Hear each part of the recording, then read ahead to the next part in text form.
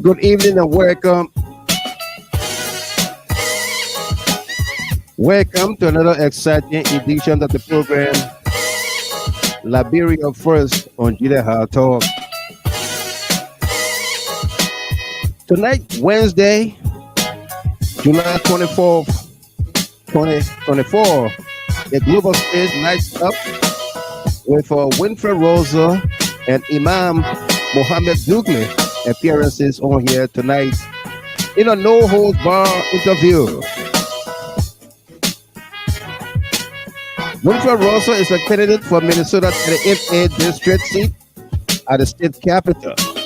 He appears alongside with Imam Mohammed Dukuly tonight. The GHT Talk Concerned Liberian Network Incorporated heavily went against Russell in his Brooklyn Park mayoral race for his transgressions against Liberians in the past. Will he acknowledge his wrongs and apologize or double down? Russell claimed he provided some aids to the CDC government and was not against the government. What did he do for the government and people of Liberia during the era of the CDC? Why does he seek our support now? What's in store for Liberians in Minnesota and at home? Should Russell win our support or subsequently win the elections? The big question remains, how remorseful is Winfred Russell? What role does Imam Mohammed Dukuly play in Russell's campaign? Let's dig deeper. When we ask the hard questions tonight, Mr. Russell has agreed to take your questions. We only ask all to be civil and respectful of our guests, regardless. As always, I'm your host and announcer, Wild Michael Gilman. Meanwhile, tonight's broadcast is dedicated to a number of folks celebrating their birthdays, anniversaries, and special milestones. Talking about our cover photo tonight, Her Royal Highness, the Queen herself, Miss Charlene Pratt, celebrates her birthday. And you have it from your, he told me not to say his name. Charlene Pratt, happy birthday to you. Also, our big mom, Mariah Nelson, aka Let the Children Play. I just spoke with Mariah, sis Mariah, just now before coming on the air. She's in Liberia, but I got news for you. Okay? Thomas Wicks, that's my nephew in New Jersey. Happy birthday to you. My friend and brother Joseph Bozy Weezer. Happy birthday to you, Bozy. Congratulations, Josephine Slew of North Dakota. Happy birthday to you. Now, South Dakota. Stanley Kwakoli, that's my cousin there in Fargo, North Dakota. Nelly Gallo, and of course, your friend and brother, Shehu Kamara. And for all of you celebrating your birthdays, anniversaries, and special milestones, we say congratulations to you. This broadcast is dedicated to you as well. Again, we got a great show coming up, so don't go nowhere. Be my guest. Invite someone, like the page, follow the page.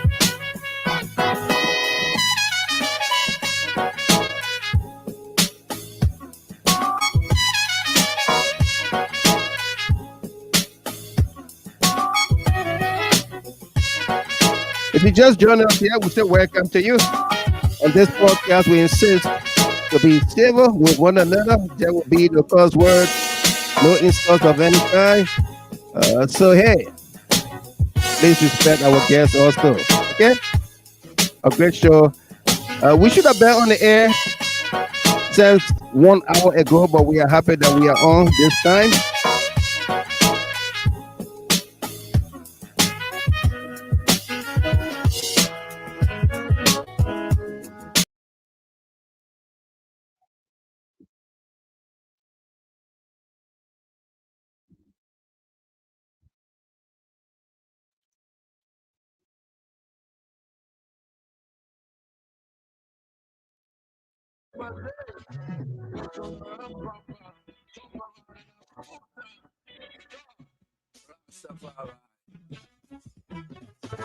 Yeah, man. Yeah, take some after they put him on. Hold on. Birthday time. Viva! That's the bar.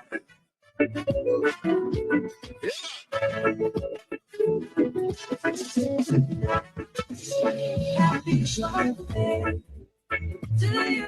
We gonna celebrate. Happy birthday to you. We gonna have a good time. Happy birthday to you, yeah. We gonna party. Happy birthday to you. I wish you well. Happy birthday to you. We jumping again. Happy birthday to you. I wish you well. Happy birthday to you, yeah. We gonna rum pam pam pam. Happy birthday. Yes, sir. Look at you, look at you. Come every jump up. Happy birthday to you. Come back again. Come every jump up around and we run up. Happy birthday to you. I know you're feeling irate,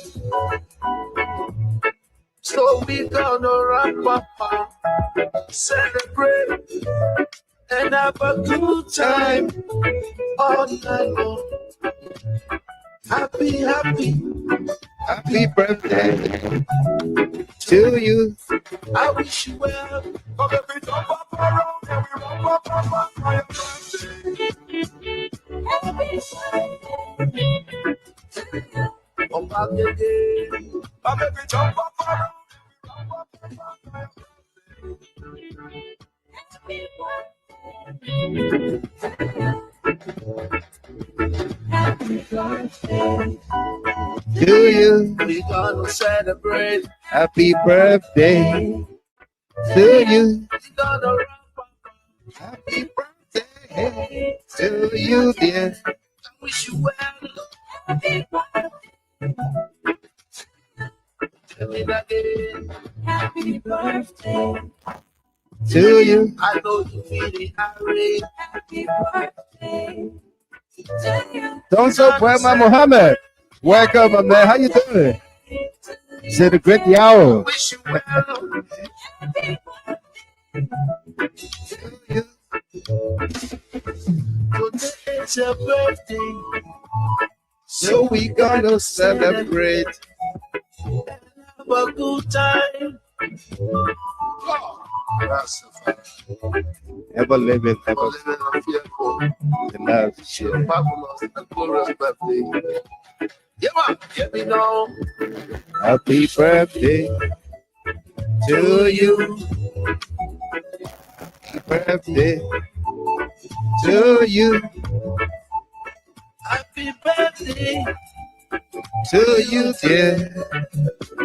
Happy birthday to you. jumping again. Come every jump up around and we run up. Happy birthday. Happy birthday to you. Back again. And that was done especially for our cover photo tonight. Miss Charlene Pratt. Happy birthday to you. She shared the stage tonight with Sis Mariah Nelson, the old mom, aka Let the Children Play. I just spoke with Sis Mariah just now before coming on. And I had not spoken with the old man for a while. I think somebody asked for her the other day here on the global stage. And when I went looking at Facebook for the birthday celebrants today, I saw her name there. I said, oh, it's the old man birthday today. So let me place a quick call to her before I go on the air. And when I did, I was shocked by what she told me. The old mom is currently in Liberia. She's been in Liberia for almost 3 months now. When we returned from the elections and all of that, the old mom went back. And sadly, she lost her daughter, 43 years old, a big girl, 43 years old.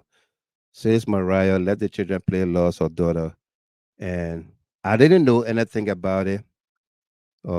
She told me a few persons knew, and somebody even said, can I tell Mr. Gilmer? And she said yes, but I think the person forgot. And so I don't want to say their name because I don't think they would have done that, just like that. I think they forgot to inform us that says Mariah lost her 43-year-old daughter in Liberia. The girl was buried July the 6th, the old man told me, just a couple weeks ago. Yeah. So it saddens my heart to share that information with you, but I would like to give God the glory and praise him for all he has done for us. All right? So we'll do this song especially for Sis Mariah by Rodney Peabody. Lord, we give you praise. As we remember Sis Mariah's daughter and keep her in our prayers and pray that God strengthen her. All right?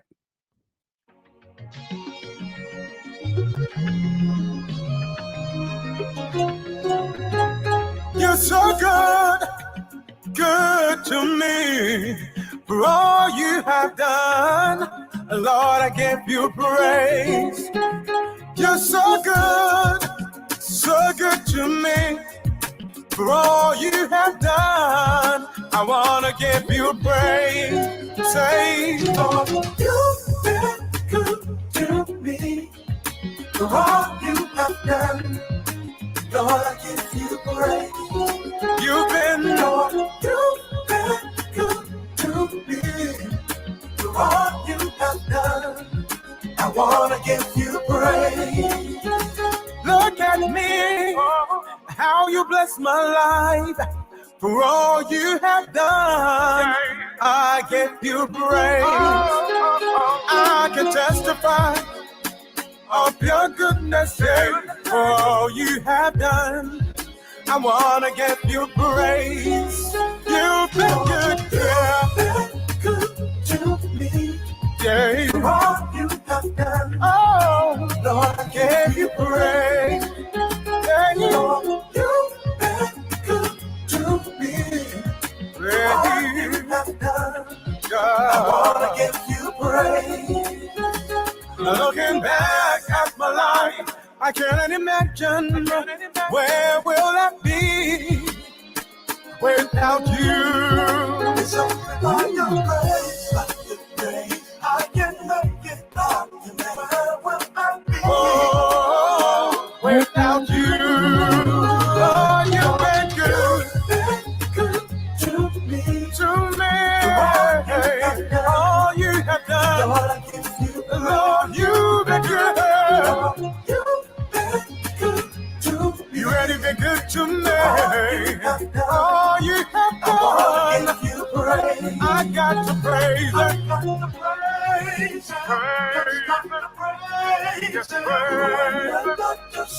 Hallelujah. This is someone's testimony. Praise it.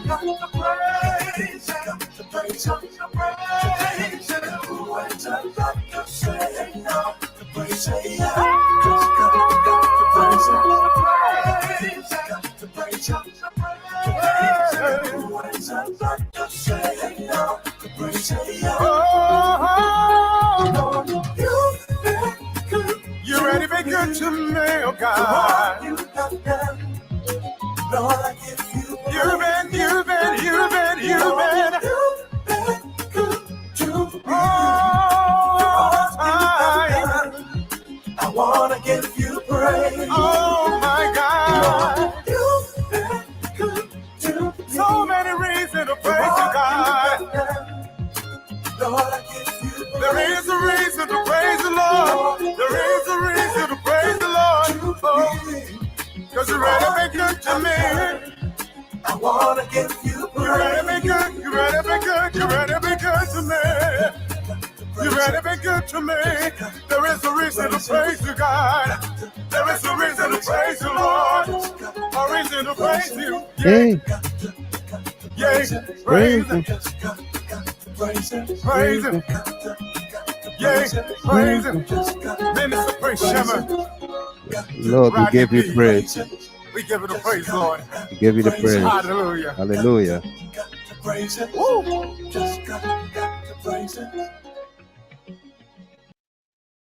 Lord, we give you praise.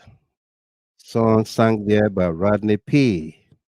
Rodney P. by the AKA Rodney Ja. And we did it especially for says Mariah Nelson and her family.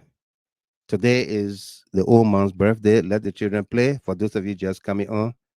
And I did call her to wish her happy birthday. And she had to tell me that her daughter of 43 years old passed away in Liberia. And she was laid to rest on July 6th. That's just a couple weeks ago. And that's why we play that song. Lord, we give you praise for Sis Mariah and her family, and may the soul of her daughter continue to rest in perfect peace. Okay? Yeah. Welcome to all of you there. Mr. Kia, Stephen and Nelly Kia. Good to see you on here. Says Chief, following on my way home from work. But this is a sad news. We are saddened for her loss. Absolutely, we are all saddened for her loss. And yes, I care where, oh my God, my deepest condolences to you. Let the children play, Mama. Take heart and be strong. And Peter Saye, oh wow. I'm sorry to hear that, Mr. Gamer. Absolutely. And Ali Bagayogo, my thoughts and prayers are with Sis Mariah Nelson, and may her soul rest in peace. Yeah. Patrick Kayasi, welcome to you there. Sam Ricks said, wow, my sympathy to her. Yeah, absolutely. It's very, very, uh, uh, you know, very, very disheartening. Yeah. And comfort Mommy Tay. Oh my goodness. My God. I'm so sorry, says Mariah Nelson. Yeah. Uh we didn't hear about it. People were asking about the Oma here a couple weeks ago or last week. Mr. Gilmore, how is sis Mariah? How let the children play? And I said she was okay. You know, I thought to call her, but I didn't do it. It was today that I placed the call. Comfort Mommy Tay. And we got the sad news from her that she lost her daughter, 43 years old, young lady. Yeah, you know. But the Lord giveth and the Lord taketh. Yeah, that's what I just told her just now. Oma crying on the phone with me. We talked for almost good 20 minutes or so. Yeah, but we pray that she's okay, and yeah, she'll be strong. Absolutely. And Kanazile, oh man, my condolences to you, to your family. Yeah. Patrick Kayasie, my condolences to the family. Maria Choco Chape, my condolences to her. Absolutely. If you have her phone number, you can call her. She will answer from Liberia. She's currently in Liberia, but she does answer her USA call, USA telephone number. Okay. That's what I spoke to her on. So apparently she will uh, uh, answer your call. All right. Tonight, we have a great show for all of us here tonight. Uh, and from Amy Black, she says, sorry for your loss. Oh, mom. Absolutely. Comfort Mommy Tay. Ego. Sorry, oh, ma. Sorry, mama. Yeah. Bodio Sine, welcome. Ambrusa, my deepest condolences to you, mama. May her soul rest in perpetual peace. The Lord gives it and the Lord takes it. Yep. Louis Wilson, welcome to you as well. And Nina Kuya, my daughter, she said, oh my God, daddy, I was asking for her. Oh, hey, man, have my sympathy, mama. Yeah, it was you who were asking for the old mom. Nina, that was you. I remember. Yeah. I just couldn't uh, place my hand on who asked for her. That was you, yeah? But she's all right. I spoke with her. It's just that she's still grieving the loss of a 43-year-old daughter. You know, yeah. The Oma turned 72 today. Imagine that. Yeah, Donzo, we are on YouTube. Go look for Jida Hard Talk on the YouTube channel and watch on the big screen. Okay? Yeah. We are on the YouTube channel. You can go there. Yeah.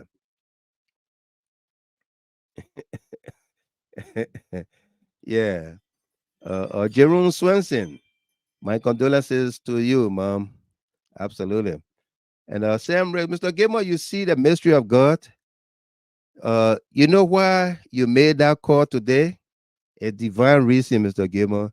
You yourself will not understand. Absolutely. You know, I don't call everybody for their birthday to say happy birthday to you. You know, but I do celebrate everybody, or we do celebrate everybody here because you all join me to celebrate people. But for some reason, I decided to call the old mom today to wish her happy birthday, and then this happened. Yeah, yeah. Alfred Johnson, my condolences, family. Be strong. Yeah, and Aliu Kamara. Good morning from my end. Yeah, good morning to you, my man. You got the show on today, Aliu. And Johnson say, I'm doing that right now, buddy. Yeah, let me know. Send me a screenshot. How do I look on TV, on big TV, on the big screen? Yeah. All right. So tonight we got a great show. Winfred Russell brings his campaign to Jida Hard Talk Global Stage tonight. Yeah. Uh, uh, Winfred Russell brings his campaign to Jida Hard Talk tonight. Yeah. Oh my goodness. Joseph Boaka, uh, the largest, biggest government ever in the history of Liberia. That Joseph Boaka government. Every day they making an appointment. Somebody just sent me a list with almost 200 names on it. That's why I'm laughing.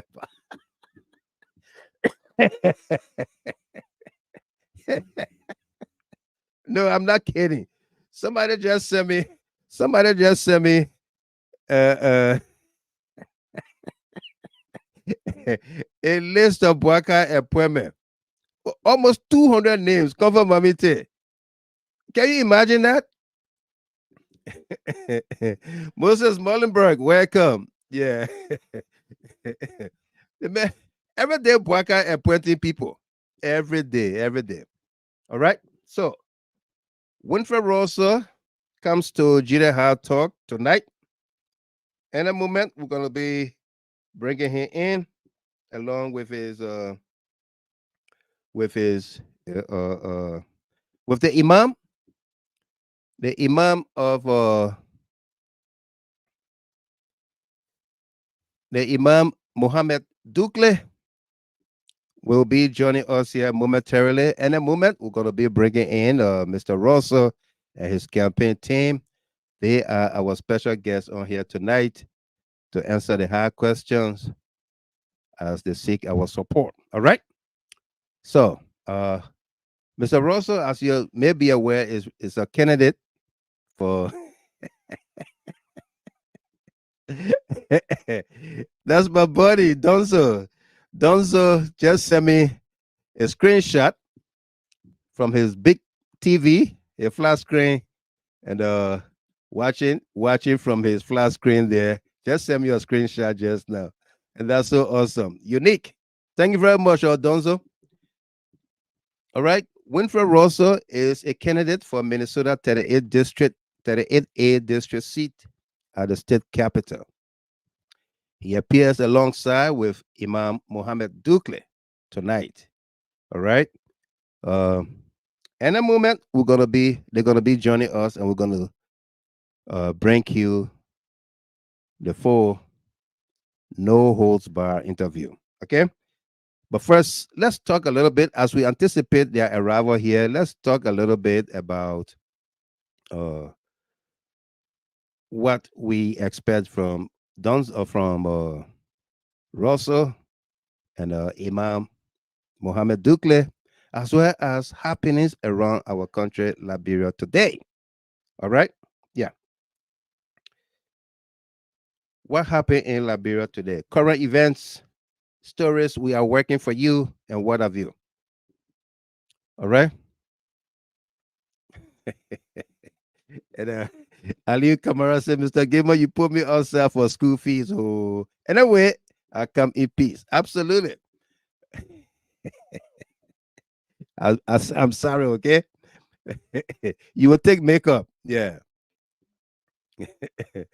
And, uh, uh, Sam Ricks, that old man is not normal. Yeah.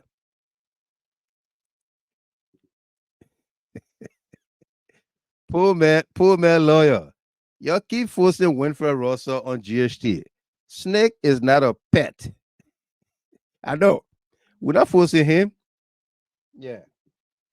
We're not forcing him, but he's coming on his own volition and what have you, okay? Yeah. No, Monique Boyu. Greetings to you all, Mr. Gilmore and the powerful GHT CLN community. Absolutely. Welcome to you there, our Secretary General, Concerned Liberia Network, Miss Monique Boyu. Uh, while in Minnesota over the weekend, last weekend, uh, Miss Boyu accompanied me. She, along with others, Maki Kaye, uh, Jerry Say, Alexander Bama, uh, Steve Sla, Mr. Sla, Steven Sla,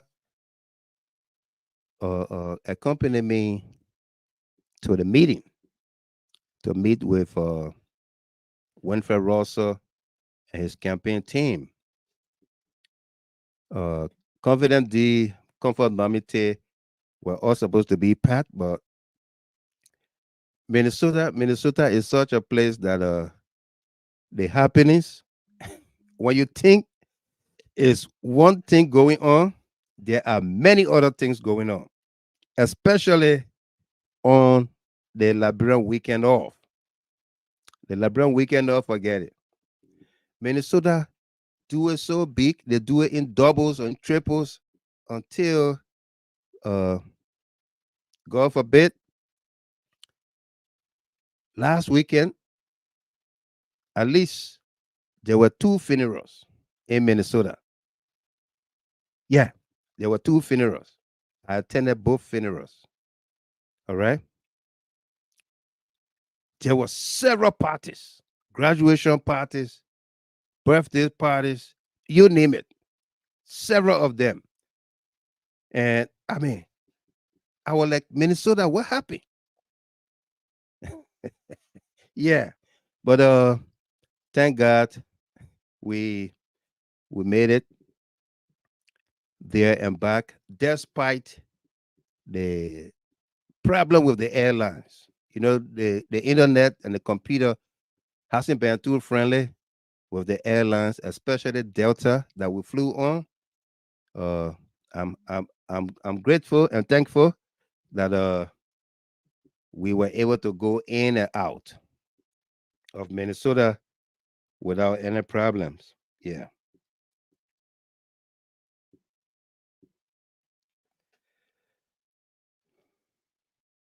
All right. Orita Kwa, welcome to you. And Sarah Dopo says, sorry, I'm at work. Can't be on the panel. Might come on during my break and hop off later. Absolutely. I'm currently following. You're welcome. Confident D, welcome to you as well. Say hi to the old mom there. And I did enjoy my dry rest. Yeah, I visited Confident and her mom, and they had dry rest. They didn't know I was leaving early that Sunday morning, and they prepared fufu and soup for me to go there. When she called me, said, Mr. Gabriel, the fufu and soup ready. Oh." I said, Confident, you just woke me up in my bed. I'm back in Detroit. I had an early morning flight, and I'm back in Detroit. Yeah. Vendors Hustler Tree Wallow. Welcome. How you doing? All right. So let's bring you to speed with what we anticipate on here tonight. Tonight, again, we play host to Winfred Russell and the Imam Mohammed Dukuly. As we anticipate their arrival here, uh, what happened in our country today? Today in Liberia, Joseph Boakai, 6 months in government, in power, his convoy has begun to kill people.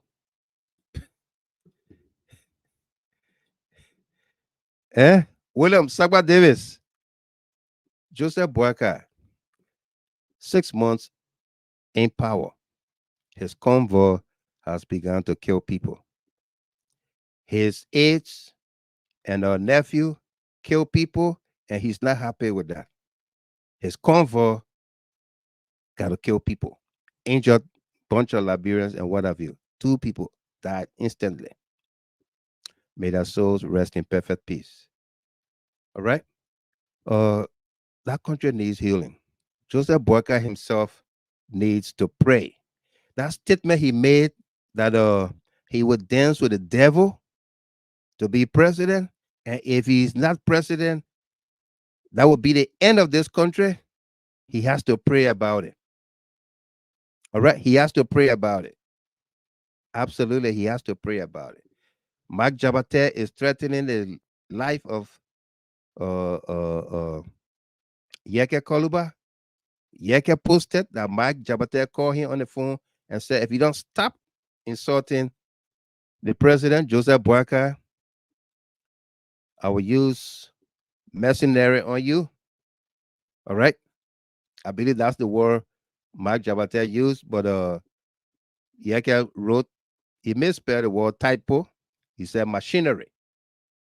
But I believe that was mercenary. That is outside, people from outside, elements from outside to come in, do the job, and leave. Why were we? Mike Jabate is a government official now. He's not a talk show host like us anymore. Your government official, an assistant minister, is making such statement, placing such a call. Will we wake up tomorrow morning and Mark Jabate say that was a prank call? It was not the it was a prank call like Elon Musk, the Elon Musk call. Is that what we're gonna hear from Mark Jabate tomorrow? Julius L. Kennedy.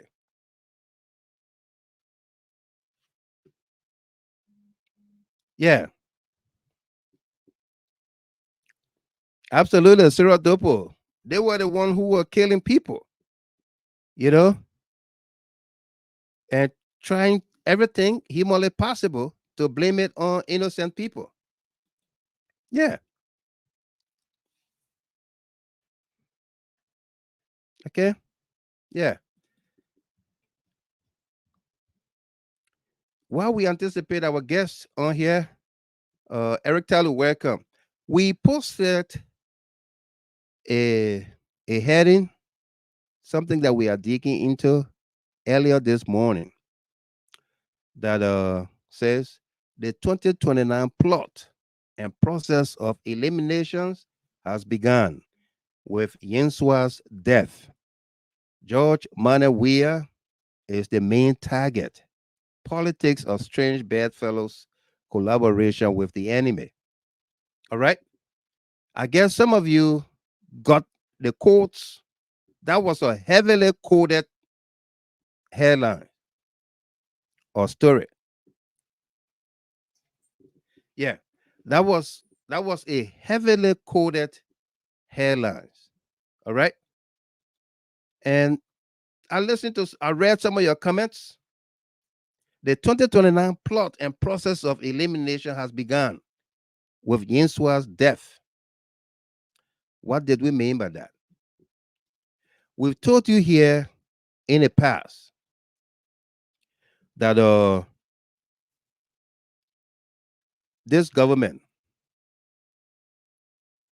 has been witch hunting, and plotting against the immediate past government and her officials. Okay? Let me hasten to tell you, when I said that George Weah is the main target, I did not mince any words. Okay? Only people who, and some of them are our very own. Confident D says she just sent me the recording of Mark Jabate to Yekeh Kollubah. Wow. Okay, I will find it and see if I can play it. Yeah.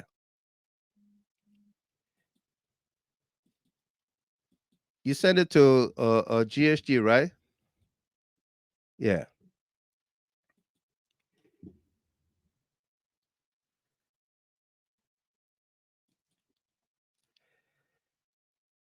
Confident, is that the only thing on it? Or I gotta go look for it? Because the thing you sent me here, that Spoon TV, that the whole 3 hours something. Confident. I will find it in here. I don't know what part of the what part of the program they play the recording. All right. I don't know what part of the program they play the recording, so I can't go looking for it. Yeah. Richard Jacob, welcome. Okay. So we did not mince any words when we say George Weah is the main target. Politics of strange bedfellows collaboration with the enemy. Politics is interest. Politics makes strange bedfellows, bring strange bedfellows together, as well as the process of elimination, the 2029 plot and process of elimination. What is the 2029 plot? Okay. What is the 2029 plot? The 2029 plot is, we told you here, time immemorial, that 2029 will be a broad open field for the presidential, vice presidential seats, or broad open field. Everybody wants to be president. Okay? Everybody wants to be president, especially those in the Senate, in the House of Representatives. They all want to be president, vice president. They believe that they can produce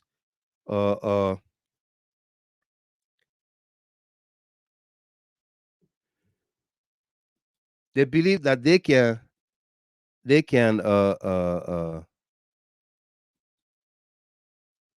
okay. Okay, we have just the recording here. We're gonna play it. Thanks to you there, Rebecca Vanni. Thank you. Yeah. And Vera Marshall, Covenant D, thanks to all of you for sharing this vital information. Robert Weeks, thanks as well. All right, so let's bring out this recording of Mike Jabate message to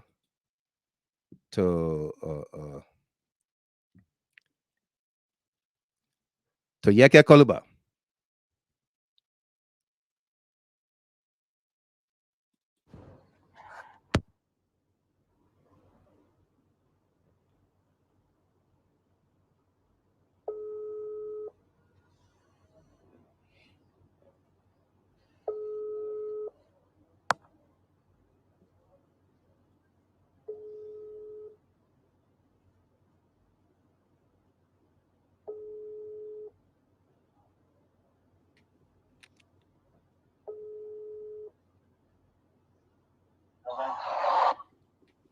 Hello?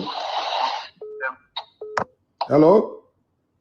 Yekeh Kollubah, this is Mike Jabate. Yeah, Mike, you were calling me yesterday and I just missed your call again. How are you, sir? Let me tell you something. I don't want to lie to you. I'm a trained man from Russia. I spent 2 years in Russia. If you continue to be insulting the president, calling the president's name, I swear to Allah, we will be missionary to kill you. For If true? you're not happy, don't know, trust me. Okay, Mark. I'll be waiting. I will be waiting If you're for. not happy, come in, man, and go talk. If Okay. you continue to insult the president, we will kill you. I swear to God. Try Okay. it. Okay, I give Mark. 3 weeks now. What's going to happen to you? Okay, Mark. You are a very foolish man. Why you being insulting the president every day? Okay, Mark. Why are you being insulting the president? Okay, Mark. Okay, Mr. Minister. Then calling the president's name. I swear to Allah, we will be missionary to kill you. For If true? you're not happy, don't know, trust me. Okay, Mark. I'll be waiting. I will be waiting If you're for. not happy, come in, man, and go talk. If Okay. you continue to insult the president, we will kill you. I swear to God. Try Okay. it. Okay, I give Mark. 3 weeks now. What's going to happen to you? Okay, Mark. You are a very foolish man. Why you being insulting the president every day? I just missed your call again. How are you, sir? Let me tell you something. I don't want to lie to you. I'm a trained man from Russia. I spent 2 years in Russia. If you continue to be insulting the president, calling the president's name, I swear to Allah, we will be missionary to kill you. For If true? you're not happy, don't know, trust me. Okay, Mark. I'll be waiting. I will be waiting If you're for. not happy, come in, man, and go talk. If Okay. you continue to insult the president, we will kill you. I swear to God. Try Okay. it. Okay, I give Mark. 3 weeks now. What's going to happen to you? Okay, Mark. You are a very Wow. foolish man. Why you being insulting the president every day? Okay, Mark. Wow. Why are you being insulting the president? Okay, Mark. Okay, Mr. What? Minister. Wow. That was Mike Jabate. You know, our guests are coming in, but that was Mike Jabate threatening the representative Yekeh Kollubah from District 10. All right. That he or train whatsoever from Russia. He had 2 years in Russia. And if Yekeh Kollubah play, he gave him 3 weeks. He will bring in mercenaries and they will get rid of Yekeh Kollubah. If he does not do it, Yekeh should call him Mandingo Door, call him anything, and that he swear to the Almighty Allah. Mike Jabate. That's the country we have under Joseph Boakai.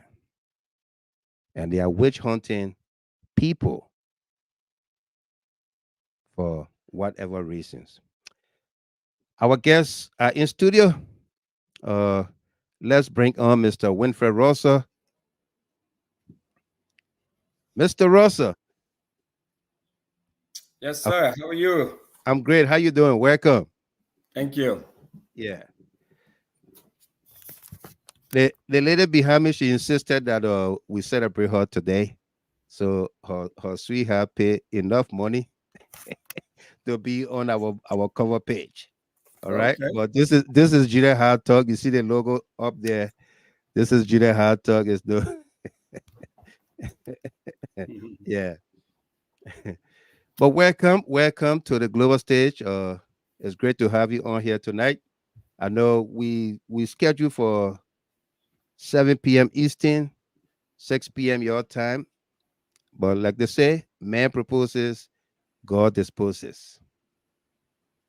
So we apologize, and we are happy that you can make a shift in your schedule to be with us at this time. Welcome, Thank you. no doubt. So, is the Imam going to join us momentarily? I believe so. I think Francis may have shared the information Yeah. with him, so I believe he will be joining us. Right. But I mean, he was online and waiting to fall. Correct. some Thank time. you. Thank you. So again, welcome to you. Thank you. Let me open up with you introducing yourself, and to add what brings you to Jida Talk tonight. Thank you. My name is Winfred Russell, and I'm from the great state of Minnesota. I live in Brooklyn Park, former Brooklyn Park City Council member, and now I'm running for the Minnesota House of Representatives. I grew up in Ganta, Nima County, from Liberia. I grew up in Ganta, Nima County, but was born in Montserrat County, in Caldwell, Montserrat County. And I came to the U.S. like many of us, many Liberians here in the U.S. Came here by way of Ivory Coast as a refugee student. And I've been very active in the community, working at the University of Minnesota, Minnesota Department of Health, and in the community at large. So that's a little bit about me and who I am. And once again, I'm great to be here. I'd like to say hi to your audience out there, your listeners. I'd like to say hi to everyone. Thank you. You're welcome, and thank you. The follow-up question was, what brings you to GHT tonight? Well, I just have a conversation with you, and you had invited me there. Appreciate it, and so just wanted to come and talk about our candidacy for the Minnesota House of Representatives, but also use it as an opportunity to clarify some lingering rumors that have been out there and about me, about who I am, and just wanted to have a frank and open conversation about that, about those issues, but more importantly about my candidacy and what it means for the Liberian community and the Liberian diaspora community as a whole. Right. Okay, talking about your candidacy, talk to us. What are you vying for? I am running for the Minnesota House of Representatives in District 38A. Now, District 38A is in it covers the western part of Brooklyn Park and the entire city of Osseo. It's a small city between Maple Grove and Brooklyn Park. So it's a small city just tucked in the middle of Brooklyn Park and Maple Grove. So I'm running for the House of Rep, and as I said earlier, I served on the city council before.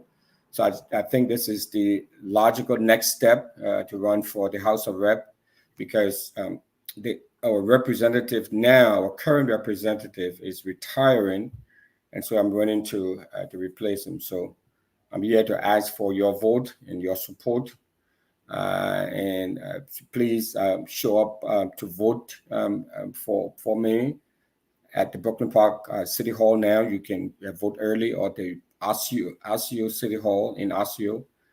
But the early voting is what is taking place now. But the real vote, or primary election day, I should say, is on the 13th. It's Tuesday, August 13th. So that's what's Tuesday, August 13th. That's primary. Yes, Tuesday, August 13th is the primary date. Yes. So November is the main election. It's the general election. So general election. Yeah. So August 13th is the primary election, and that will determine who goes to November to participate in the general. So how many are you in the primary? For the Democratic Party, there are two of us. There are two persons in the primary. Two persons in the primary. You and me and a lady, another African immigrant, but she's from East Africa and I'm from West Africa. Right. Okay.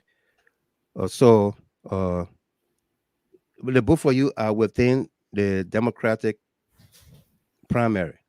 Yes. So there is a Republican primary also. There will be a Republican going against either one of you, whoever wins this primary? Yeah, that will be in November. I believe the Republicans. I believe they're having a primary too as well. I think there were two candidates running on the Republican ticket, and so one of the two would then Emerge. vote, will emerge, and whoever emerges as From the your winner, side. will go to November, and then whoever emerges from the Democratic side would then meet the Republican in November. November 5th is the election. Do you know those that are on the Republican side? No, I don't. So how I'm asking these questions to give everybody a broader picture of what is unfolding in Minnesota, Brooklyn Park, especially. Sarah Dopo is one of our panelists on here. Okay, sure. Yeah, Ms. Dopo, I understand you are at work, so if you would like to throw in a question or comment anytime, your mic is open. You can do that. Okay. Sure, Mr. Cameron. Yeah. Let me say hello to our guests and welcome to the GHT. Thank you. It's great to be here, and I'm looking forward to a very healthy, lively conversation. No doubt. You all. Absolutely. No doubt. Like we say here, no doubt. Okay, so there is the Republican primary, the Democratic primary, and you say you don't know who are those within the Republican primary? Yeah, I don't know them, but I'm sure when we get past when the you face primary, off after the primary. Yeah. I mean, and then of course we will get to know. You don't think you'll be giving yourself the same time that Kamala Harris has now? Not I think it'll be if you don't steady your opponent now. I know, right? Yeah. Yeah, I think we will have enough time between August and November. Yeah, August and November to know who my next opponent will be. Now, the interesting thing, though, Mr. Gilman, is that this area, this district, the district I'm running in, or maybe this region, I guess it's about 88% Democrat. Okay. So chances of a Republican winning in this district, the chances are very slim. Now, we're not going to take anything for granted. Yeah. But we're almost certain that once we get past the primary, we will be, we'll be in a really a strong and safe position to winning in November. No doubt. Thank you very much. A.B. Conner is our senior analyst, one of our senior analysts here from New Jersey. Brother Conner, just before you come on, let me hail the Queen here, Her Royal Highness Marie Pine, the Queen for the Concerned Liberian Network. She's following from Brooklyn Park, Minnesota. Your Highness, welcome to you, and great to have you on here following the broadcast here tonight. Okay, salute as always. Yeah. So Abby, you do have an open mic yourself. We had a conversation that Mr. Russell was coming to the platform this evening, and so if you'd like to throw in a question, comment, concern, you are welcome to do so. I got a question for Mr. Russell. Okay. Yeah. I don't know. I know Mr. Russell from some other background. Yeah, go ahead. No, I say I know Mr. Russell probably from a distance because I used to live in Minnesota. My kids were born in Minnesota. Okay. So I heard of that name Russell a couple of times, but I didn't really connect with him. I just wanted to know the area you're gonna be running for, as you said, is mostly maybe about 80% Democrats. Are you having any other Democratic contender, or you are the only Democrat? No, like I said earlier, we are two. There are two of us. There were two Democrats who are going through the primary. Now, the interesting thing is that there's no the Democratic Party did not endorse any of us. Oh, okay. So neither of us, has been endorsed. But there are two of us who are going through the primary. through Democrat. And you are the only Liberian? Yes, I'm the only Liberian immigrant. Okay. Yeah, for sure. Okay. He Thank may you. mention that he's from West Africa, Liberia, and the other is from East Africa, I believe, or Kenya. Yeah. Yes. Yeah. Yeah. So, Okay. yeah, Kenyan immigrant. Yeah. Right. Sure. So, Ebi, when you are ready, you can just come in. Yeah, it's good. It's great to be here, and let me take this time to say good evening to the guests. My dear brother Russell, it's good to see you on the global stage here tonight, and we welcome your debut on GHT here tonight. It's good to see you, and whatever your ambition is, and I wish you the best in it. Thank you. It's great to see you, and I look forward to, or we look forward to having a constructive and very engaging conversation tonight.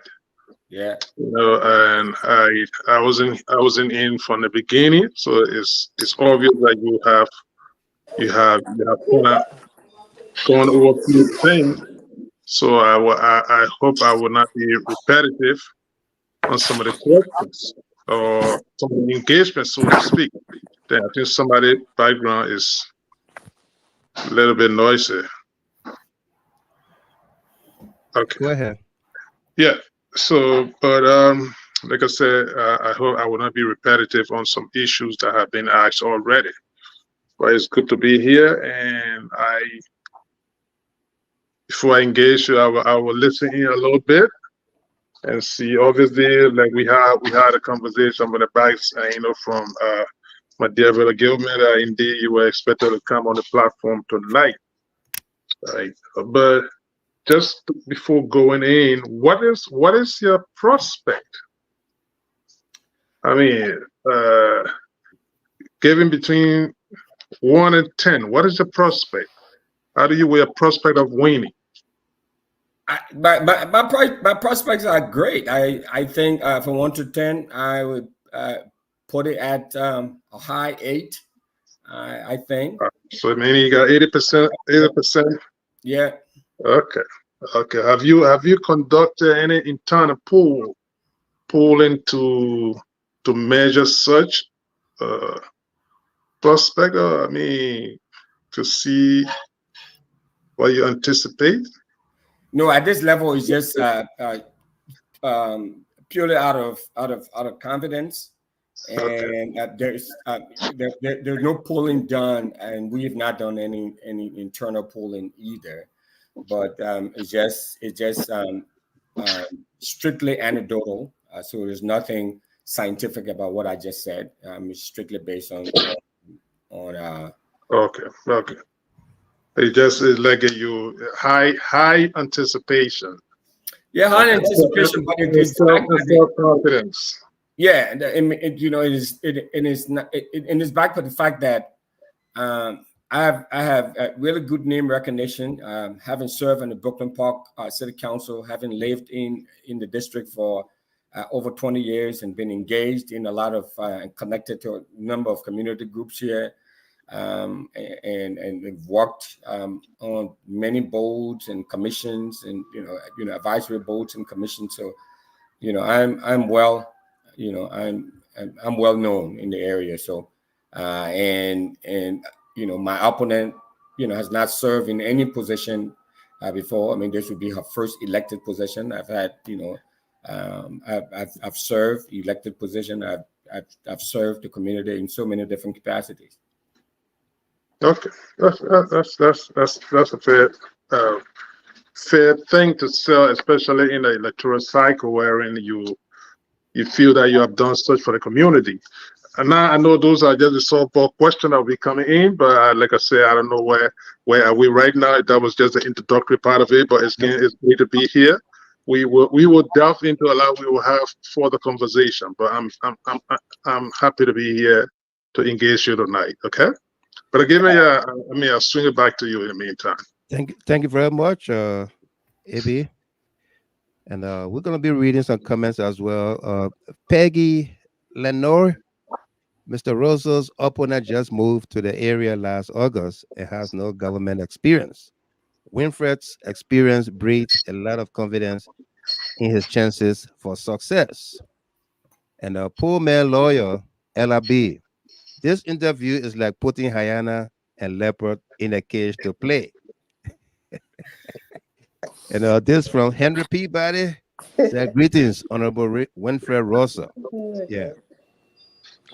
Uh, uh, welcome to all of you that just joined us here.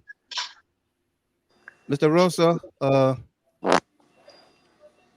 what is your take about, talk to us about people's feelings, like your friends, your family, your community, their feelings towards you, your candidacy, or how do you relate to somebody that perhaps you offended? Well, if you've been in, politics, community service, as long as I have been in these areas, like I said, I've been around here for about 20 years. I taught at the University of Minnesota, founded a thriving nonprofit, been engaged in a lot of activities, and then, politics as well. I've ran for a couple of elections here in Brooklyn Park. So there bound to be times where you may have said something or done something, or some policy decisions that you may have made that may have, made some people unhappy. But by and large, I think I have very favorable ratings within the community at large and within the immigrant community too as well. I think people have seen my selfless, disposition in Brooklyn Park and within the community within Minnesota at large, because I've come out there and served my people with a distinction. I've received an award from the McKnight Foundation for my service to cash award, by the way, for my service to the community. I think it speaks volume. I've gotten several awards, community awards, nonprofit awards for the work that I've done in my community. And I get along with most everyone, all of the religious leaders, from the Imam and to all of the pastors at various churches here. We have upwards of about 55 Liberian ethnic churches here. And the last time I ran, every single pastor endorsed me for mayor of Brooklyn Park. So I enjoy a very strong confidence, not only from community leaders or religious leaders, but also the heads of various tribal organizations, various nonprofit organizations within the community. I enjoy their confidence and respect. So, but I mean, of course, there are folks in the community who I'm sure have not some of the things I have done and some of the positions I have taken, or some of the articles and so I've written. They may not have appreciated some of those things, and and for that, I say, I would say sorry to anyone listening or watching if anything I may have said as I work in the community.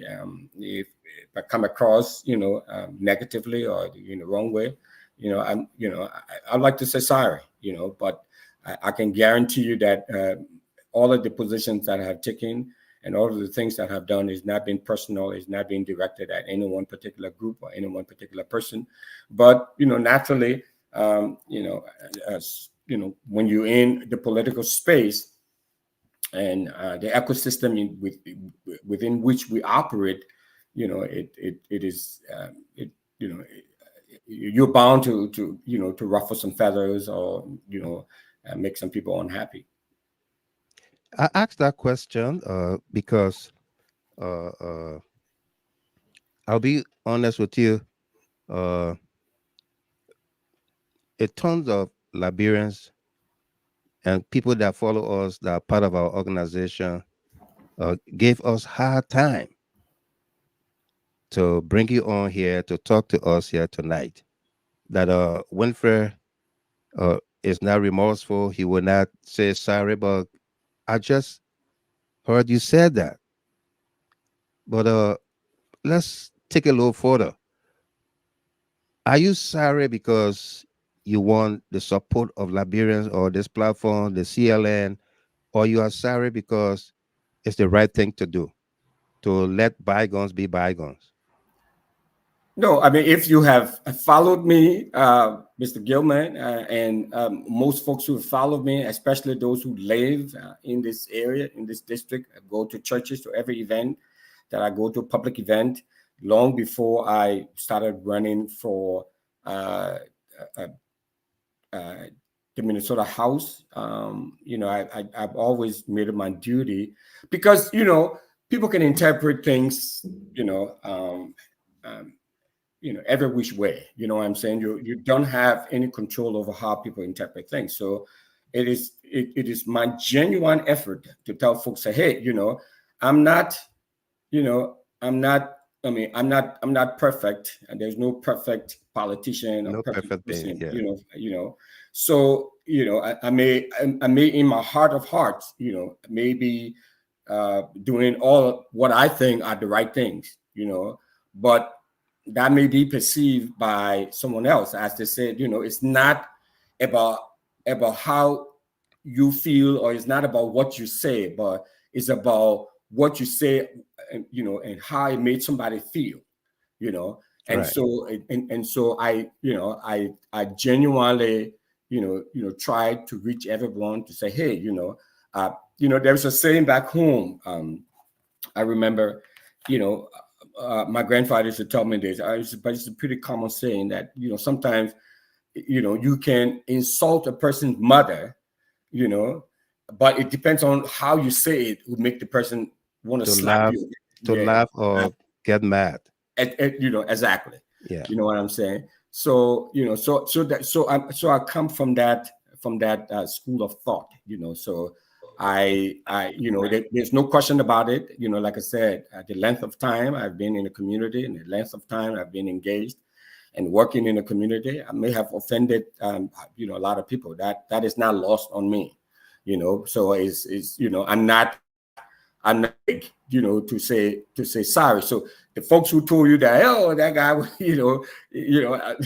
they really don't know me. So a lot of the people who know me, who interact with me on a daily basis and work with me or have worked with me over the years, to know, the sort of compassionate heart that I have. And I'm not, I think a lot of folks would tell you that I'm a very low key, very humble, person. So I'm not big, too big, to say sorry when I think that, folks are offended by what I may have done or the positions I may have taken. Mr. Gilman, can I ask a question? Yeah, go ahead, Miss Dopo. I was going to be happy off here because my break is almost over. But I Right. just wanted to say, I'm impressed by your deliberations here tonight, Mr. Russell. But I just got one or two questions for you. You knowing that our country, Liberia, we have a lot of political factions, and all of us, every one of us cannot be on the same side. Like a democratic process, everyone have, the vote to choose whatever political party they want to be part of. I just want to find out from you, are you a member of any political party in Liberia? And if so, if for any reason that you are not a member of our political party or on the side that we are on, what guarantee is there that, because Liberia being our common heritage, we would like to see you in the House of Representatives to represent our people in Minnesota. And with that being the case, you will be representing a vast majority of Liberians, people from different political parties. What is the guarantee that you will be able to you know, amicably represent our people without any, you know, favoritism or Represent any, our diversity. our diversities. Thank you. Yeah, Without thank any you. favoritism or, you know, biasness. You know, what is that guarantee that we can get from you tonight?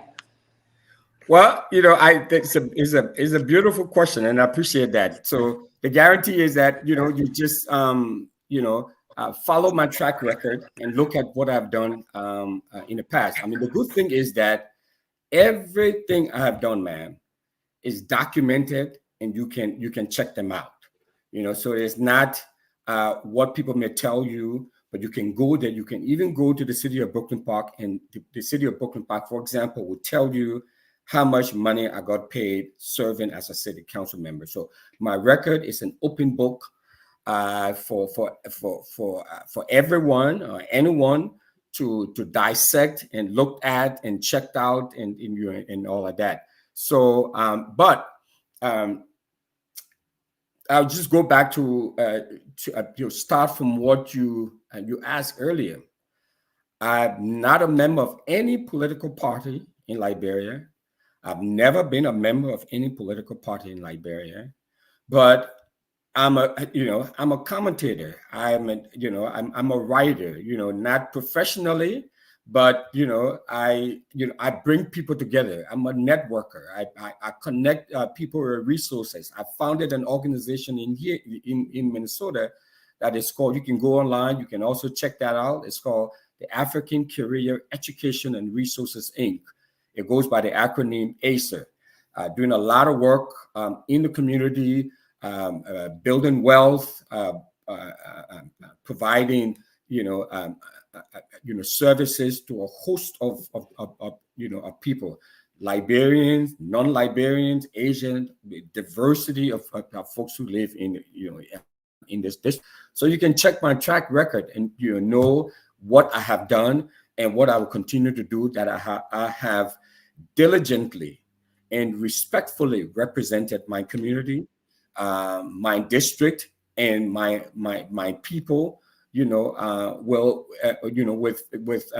flying colors. I think I talked about the awards and stuff that I've received. But to tell you that how I work and some of the things I've been engaged in, from the Ellen Johnson Sirleaf administration, because that's when I was active. Before that, I was much younger or in school.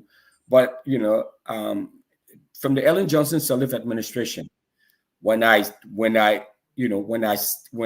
see things that I think that is going wrong or is not acceptable by the people, or they're not doing right for the people, I'll call them out. I call out a lot of the ills of the Ellen Johnson Sirleaf administration. I've called out a lot of the ills of many of the politicians there. I felt many of the policies, especially relative to NOCAL and her son running NOCAL and all of that, I found that very unacceptable. I wrote about it. I wrote about Mr. Weah, but I also supported them. I also supported the policies and all of that. Try to hold them accountable. Now, the Weah administration, I think one of the things that people have not really followed, or maybe they're not knowledgeable about many of the things I have done during the administration, the Weah administration, the George Weah administration. I also criticized many of their policies and many of the things that they've done, but I supported the Weah administration in many of their programs and many of their officials. Number one, Jefferson Koijee, who was the mayor of Monrovia. Okay, Jefferson Koijee came to Minnesota, came to Brooklyn Park, through an intermediary in North Dakota. We came here, we worked together, brought him to the city council. We met, took him to our solar farm. We're trying to set up a solar system in Monrovia, playground to set up. He talked about setting up a playground in Gardnersville. And then in Monrovia, I think around Crown Hill, Snapper Hill, one of those places. I didn't grow up in Monrovia, so I'm not too familiar with a lot of parts of Monrovia. We work very closely together, and COVID sort of slow a lot of things there during the Weah administration as well. Worked very closely with the mayor of Painesville. The mayor of Painesville came here to Minnesota, facilitated with Jackson George, who was the consul general at the time in Minnesota. We went to Painesville, Minnesota. So Painesville, Liberia, Painesville, Minnesota, we established a sister city relationship between these two cities. I negotiated for 2 playground equipment from the city of Brooklyn Park, decommissioned playgrounds that we sent to Painesville to set up there. This was during the Weah administration. I worked with the city of Kakata. We established a sister city relationship between Brooklyn Park and the city of Kakata, providing equipment to them, law enforcement equipment for the police. We provided an ambulance, a fire equipment, fire truck, and all of that. So a lot of things that we did with the Weah administration. I had the opportunity to serve as the coordinator for the state of Minnesota vaccine response program, and out of that, we got a lot of excess vaccination. Okay, if you remember, it was very difficult to get vaccine out, especially in Africa and other places when these Western countries had surplus of vaccine. I negotiated with our commissioner now, our county commissioner, who was then, we served on the Brooklyn Park City Council together. But I reached out to him because the vaccine, even though we had control of the vaccine, but those vaccines were purchased by the federal government. So they were owned by the federal government. We still needed permission from the federal government to give this vaccine out to especially to countries overseas. So with Commissioner Lundy's help, we contacted Senator Tina Smith, worked with Senator Tina to make sure that Liberia got some some of the excess vaccination that we had I was in charge of. I spoke with Nathaniel McGill. He called me on his cell phone. I remember vividly from Florida, making that negotiation, putting that negotiation through. So, ma'am, it's just a few of the things to show you that I've worked with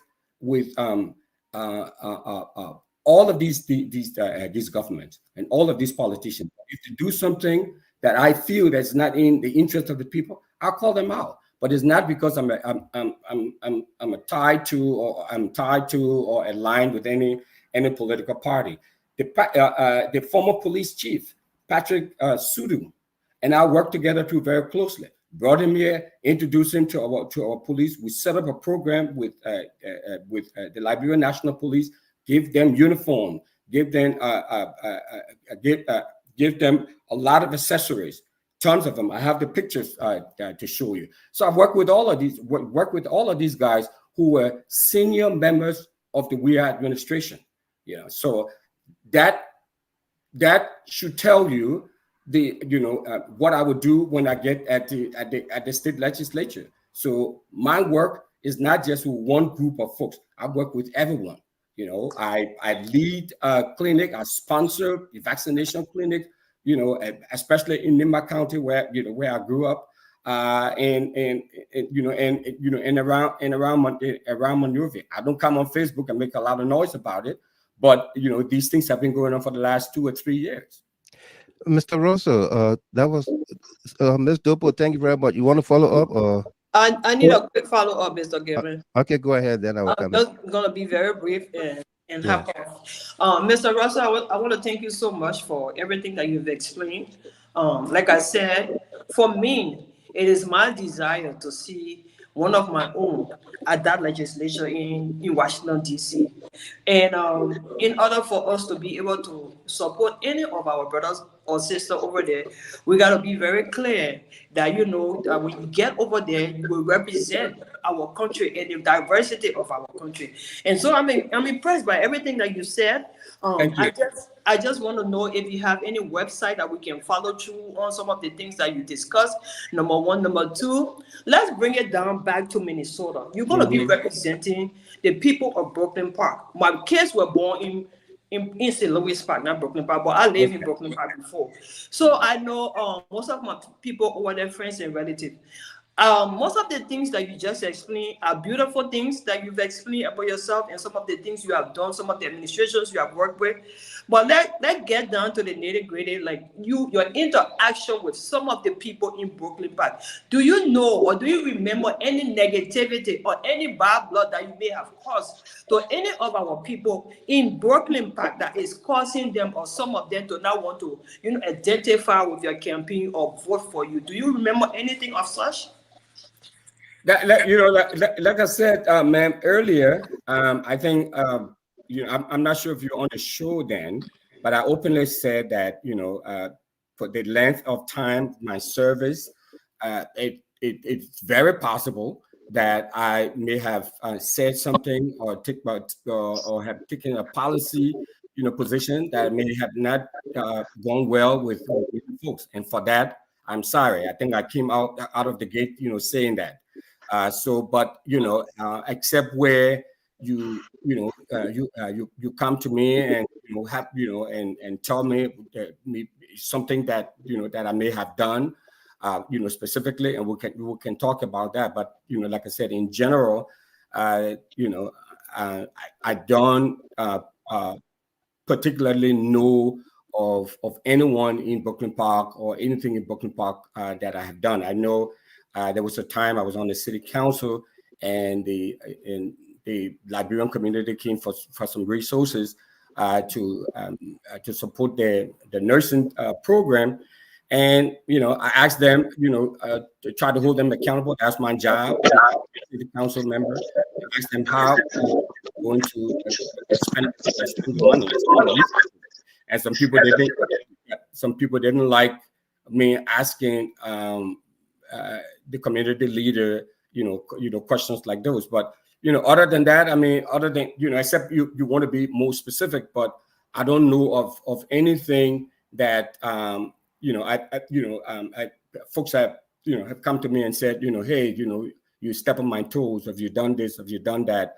And the particular instance that I'm talking about, Kamati Dian, who is the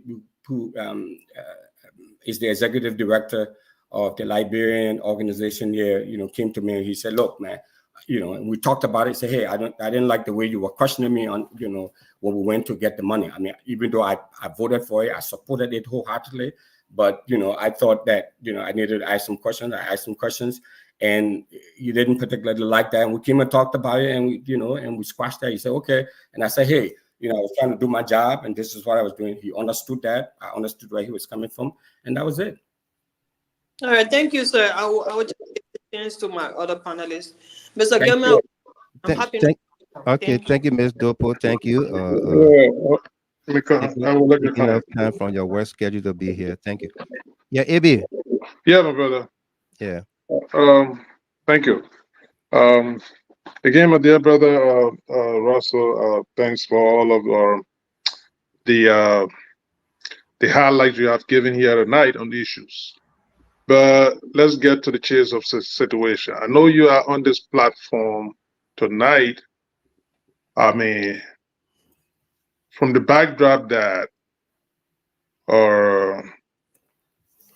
primarily this platform and its followers have had some reservations about your stance on issues pertaining to Liberia. And now that we have started a Liberia conversation, I think it would be prudent enough just to delve into some of these things that have brought up those reservations. Paramount among them, your stand, especially towards the previous government,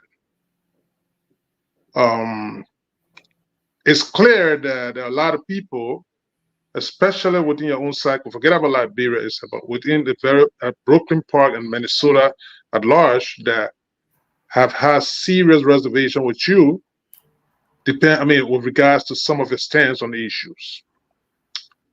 And even myself, I listened to you on quite a few platforms, and your upright stance against the Weah government.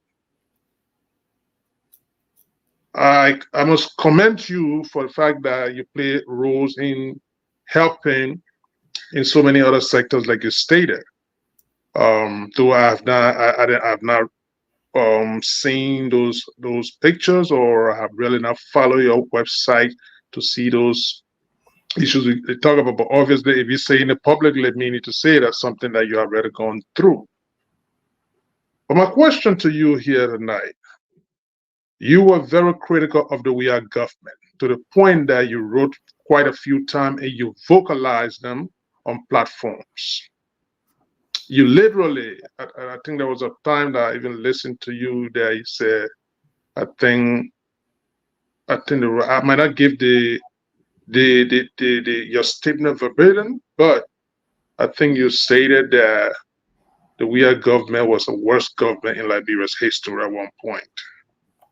Okay, I think if I'm not mistaken, either it was on the closing argument or on Spoon, one of your statements were made.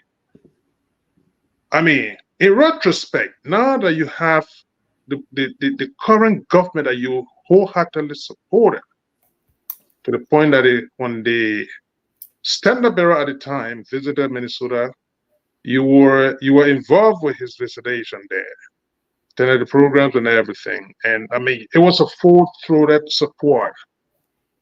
I have not seen you written anything or vocalized anything towards the current government. Tonight, can you do any comparative analysis on issues that the Weah government and this government have crossed paths on that you think that you can be critical of?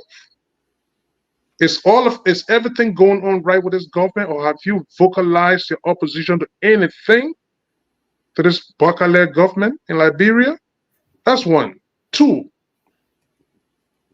are you in a position today to state that some of the statements that you made against the person of Mr. Weah were things that, are you prepared tonight to give any further clarification or take back some of those statements? So those are the questions I really want for you to address a little bit, and then we can proceed. Just before you go, Mr. Russell, let me welcome and introduce Ms. Frances Tyler, the campaign manager for the Russell campaign. Ms. Tyler, welcome to GHT, the global stage. How are you doing tonight? Fine, thank you, and thank you for having me. No doubt. Welcome. Thank you, Ms. Tyler, right? Yeah. Yes. Okay, thank you, Ms. Tyler, for coming. Yeah, my dear brother, my question is from the background that we are here to have this conversation, to lay a lot of things to rest. It's nothing personal. I think the premise has been laid already that, hey, look, it's anything that will happen to promote Liberia's interests, meaning to see one of us out there, is a welcoming welcoming news. But those are the questions. And lastly, the fear of people, owing to the contemporary politics in Liberia nowadays, that people, when they get empowered, be it financially or elected office in the United States, they use that opportunity against government or leadership in Liberia that they don't like, and they try to strangulate them in so many ways. What would be your position? Are you going to be like a twin mother, or are you going to use the office if opportune to get elected? Are you going to use such an office to strangle any government in Liberia that is not pleasant to your likings? Those are the two questions. can I come in? Can I say something to those questions you Yeah, just sure. asked? Yeah. Yeah, you're welcome. So we are here not to compare and contrast current government or past government. We are here to make a peace with the past. We are here to move forward. And I don't think this is the platform for him to come and start comparing this present government to past government. As I said, we are here to make amends. We are here to make peace. We are here to talk about how we're going to move forward. And we are also here to talk about Minnesota politics. What had happened in the past, Winfred did. He came here, he said sorry, and I don't think it's for us to come and start digging new holes or to bury him. There are many Liberians, many Liberian politicians that have done even worse in this to the Liberian people. They came out and they said sorry. There is nothing other than sorry can a person do if they wrong you. If a person did something to wrong you, that means they have accepted that they have wronged you, and they say sorry.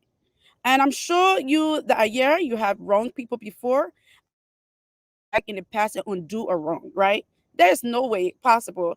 If I slap you, I can undo a slap. What I can do is say, I acknowledge that I slapped you and I'm sorry.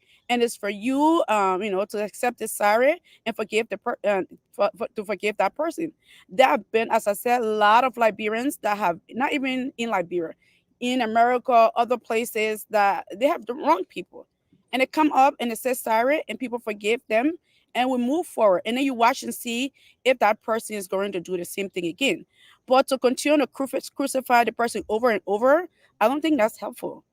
I think we just need to move forward. He has said he's sorry, and let's just move forward. I mean, let's be honest. We are not perfect. We have all done terrible things to people, and I don't see why Winfred should be treated any differently from all the politicians. That some of them even killed our mom and pa, and they came in and told us sorry, and were able to forgive him. Winfred did wrong by maybe discussing or taking sides on different position in government, and he acknowledged it, and he said he's sorry. So I don't see what benefit it would give us if we continue to perpetrate this thing and keep telling him, oh, why don't you compare this current government to the previous government like you did? That's not the purpose we're here for. We are here to move forward. We're here to tell the Liberian people that he's wrong, that he's sorry. We are all sorry for what if he may have said or did something to hurt somebody. We are sorry and we're here to move forward with that. Thank you Okay. very much. Uh, Thank you. As you spoke, there were a few comments that came in from the lady who just left the platform, Sarah Dopo. She's still following one of our panelists. She said, "But if we are here to make peace, does that mean we can't clear the issues?" We And can clear the issue, but he yeah, asked me, I can let me read the comments. Let me read the comments. Helena Flomo, the one who coined the name for us here. We were not here, but we are here now. Says, "You are not ready yet, my young lady." Poor man lawyer LRB said, this woman will make it difficult for Rosa from her talking. More attacking questions will come to Rosa. Oh, we so okay. sorry. I know the problem for You us. know, And okay, Monique Walker said, this lady will hurt Rosa's campaign. Why? I don't think Eh? we are here okay. to make peace, and we just don't want to keep, going back into the past. You know, Let's just my move dear, forward. And say sorry. my dear sister Tyler. Here's the thing. Let me just follow up real quick. Yeah. Like I said, this is not. I mean, it might be looked at as a hardball.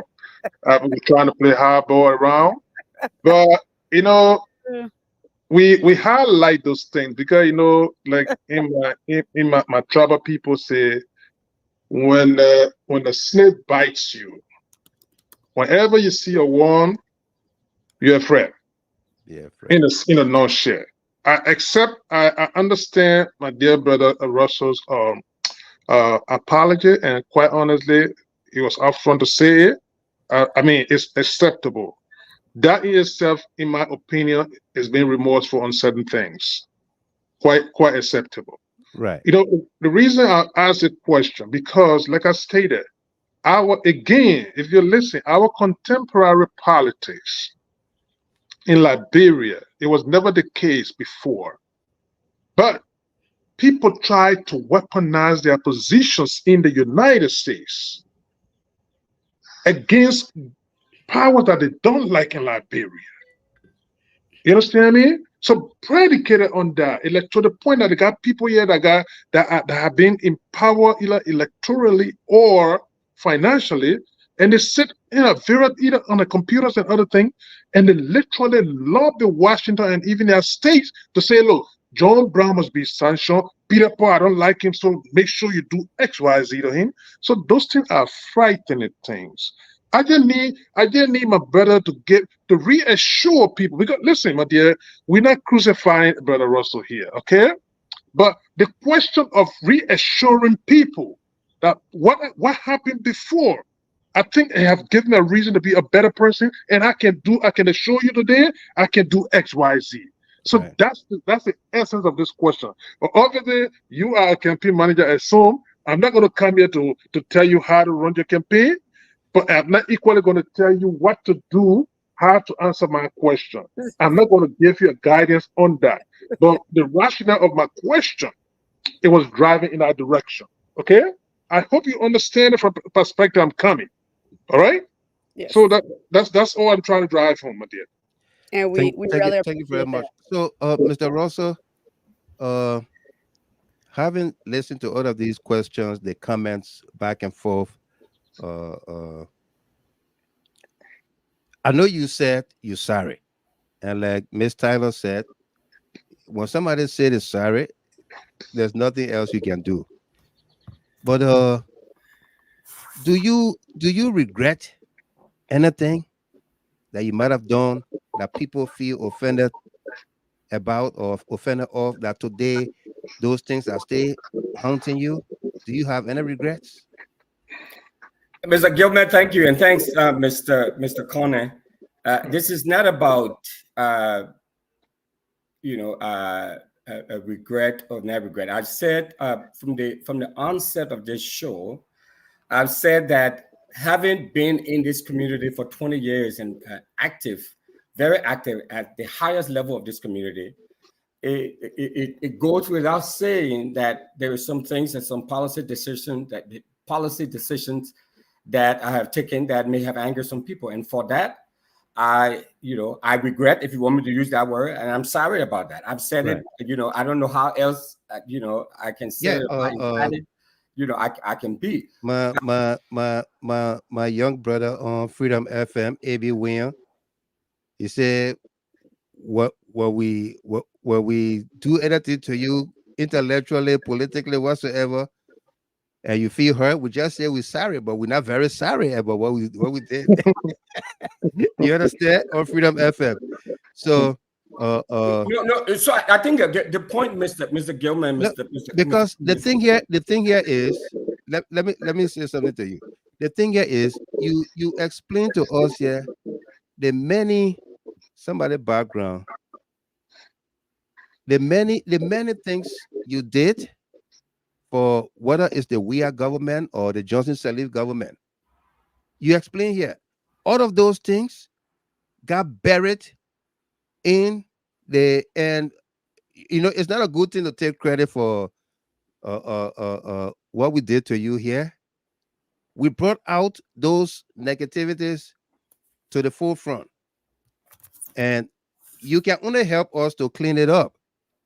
All right, those many good things that you just listed here, nobody knew about them. They were there. They were in the public. They were there. You chose not to focus on them. No, so. not that I chose not to. Okay. Maybe the transgressions were more than the good things.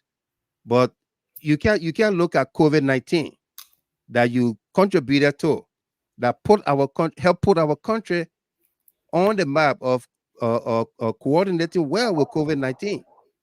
Liberia did exceptionally well. All right.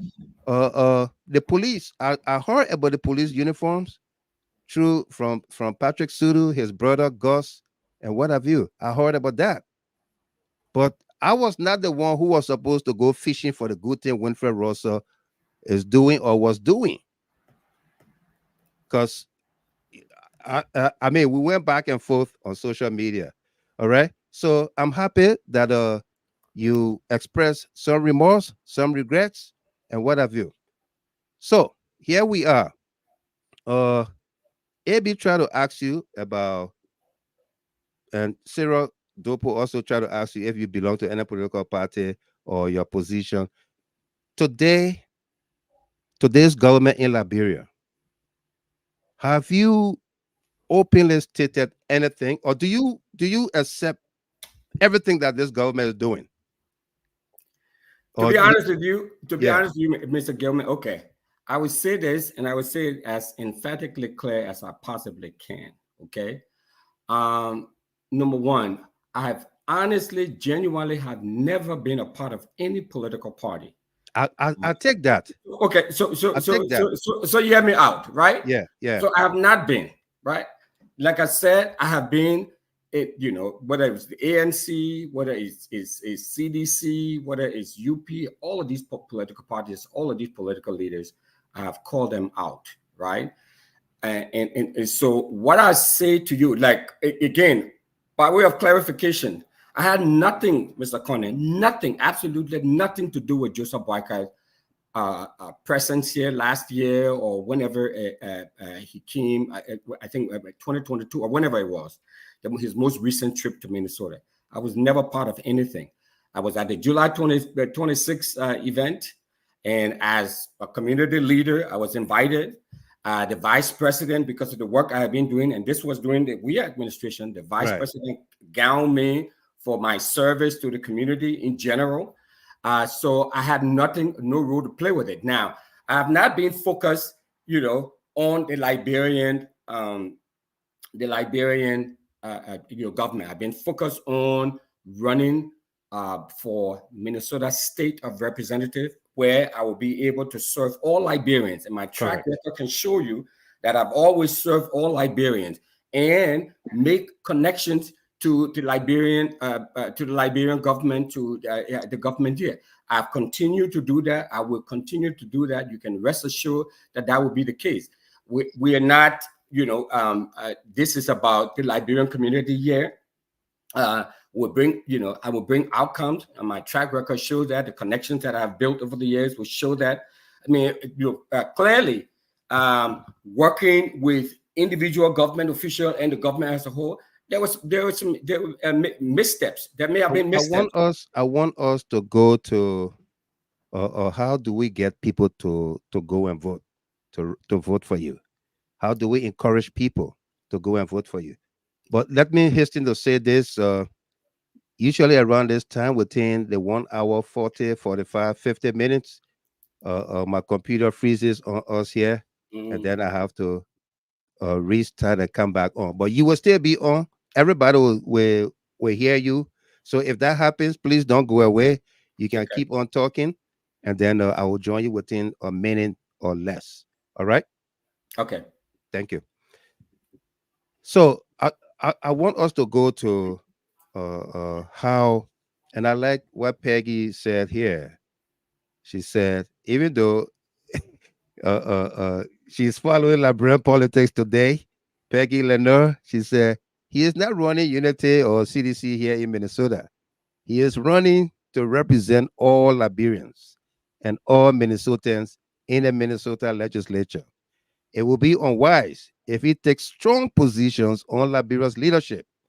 That will divide Liberians here, and he is trying to serve all Liberians. Do you want more resources for Liberians in Minnesota? Do you want relationships and connections with Liberia's government and people? Because I guarantee that Kenyan Kennedy won't be serving Liberians that way or so. All right, which is the fact. All right, he will be representing Liberians, all Liberians, and all Minnesotans in Minnesota.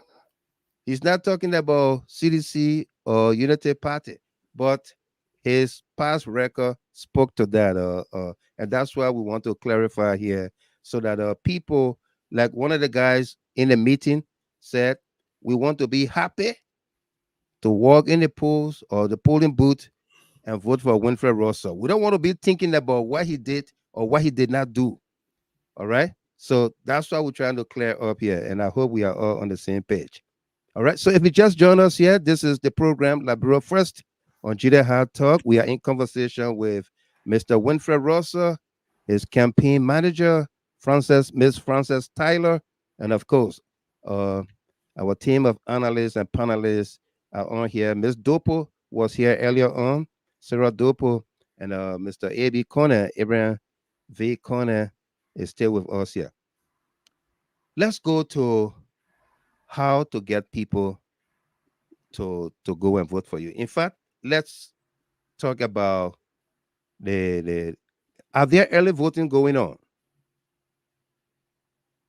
Yes, early voting is taking place now at the Brooklyn Park City Hall and the Osceola City Hall. People can vote early from now until August 12th. Now, the interesting thing, Mr. Gilman, is that not all of the residents of Brooklyn Park can vote. So we need to give us the demarcation.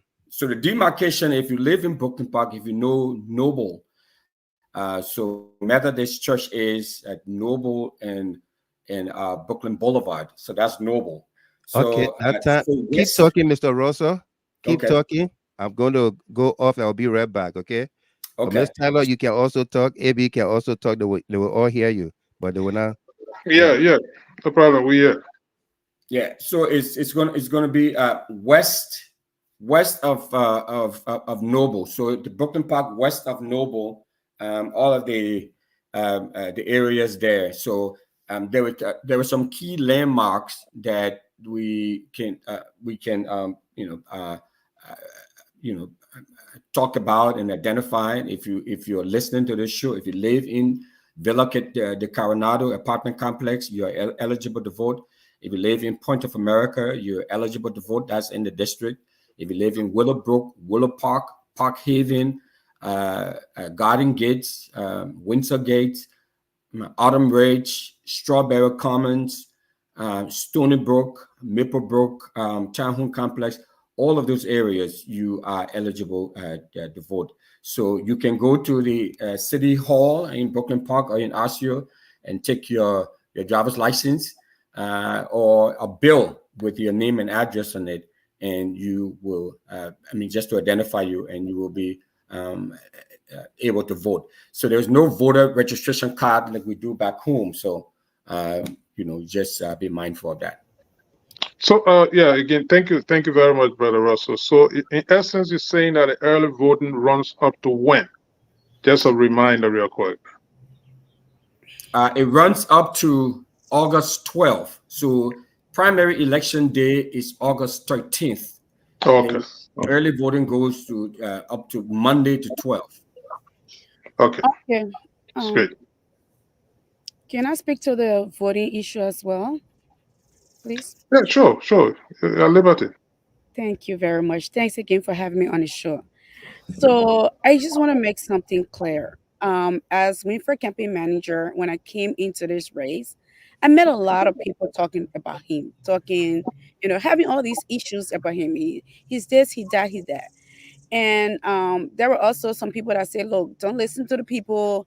They're always going to be negative. They're always going to talk bad about him. And I said, no, one of my mission was to make sure Wynfred repair the relationship with his community. I said, Wynfred, even if your community doesn't vote for you, it's okay. But the most important thing for me is to make sure you address your community, you make peace with them, you apologize with them. I asked Mr. Gilman when he met with me at his, I talked to him about. I said, Gilman, it's not about the vote. For me, it's not so much about the vote. The vote is an added benefit. But what the thing I want to get out of this is to make sure Wynfred repair his relationship with his people. Even the Bible said, good name is better than riches. And that's what I wanted. That is the main purpose of Wynfred coming here, is to apologize for the Liberian people, is to give the Liberian people a chance to express their grievances, the hurt, the frustration that they have for him for things he done in the past. And that's the main purpose, is for that. So even if a Liberian decides not to vote for Wynfred, I would better want them to have a relationship with him. I would better want him to apologize to them. Even if they choose not to vote for him, that's fine. We still want to vote, but if they don't vote for him, I believe the most important thing is for him to make amends with that person. That's the most important thing. So we come here to apologize to the Liberian people, to say sorry, and to move forward.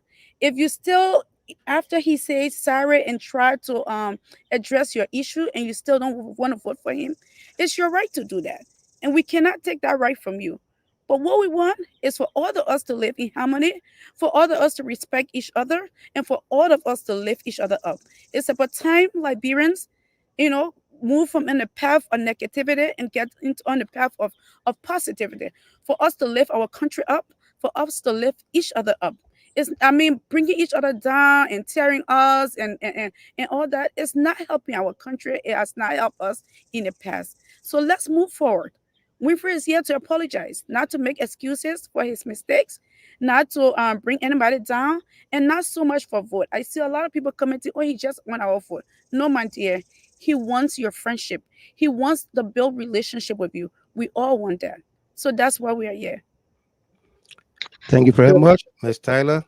And folks, we apologize greatly for the break in the broadcast there. Let's say from our end, the broadcast did not break actually, but you couldn't see nor hear from us. But we are in conversation with Winfred Russell, a candidate for District 38A seat at the Capitol in Minnesota.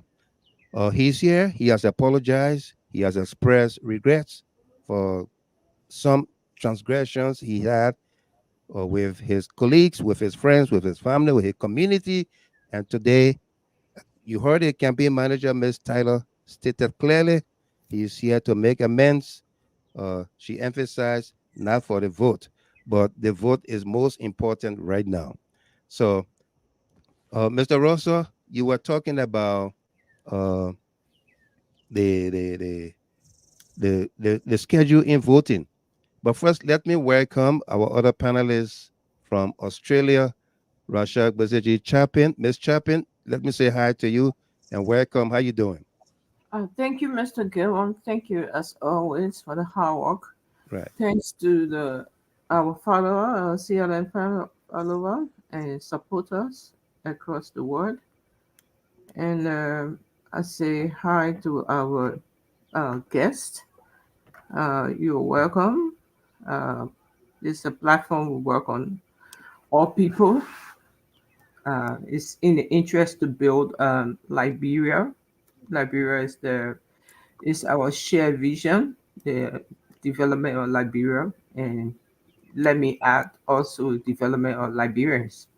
Absolutely. So it's a good thing that you have come to this platform so that we can dialogue. And I'm listening, Mr. Gilron. Okay. I will make my comments later because I joined late. I want to grasp the trend of discussion fully. Thank you. Thank you very much. And he called me his opposition friend, Terry Marie Falabondo from Minnesota. Mr. Gilmer, try and buy a new laptop, man. Check concern Liberian network. Can't buy you new laptop, sir. It's sorry for man.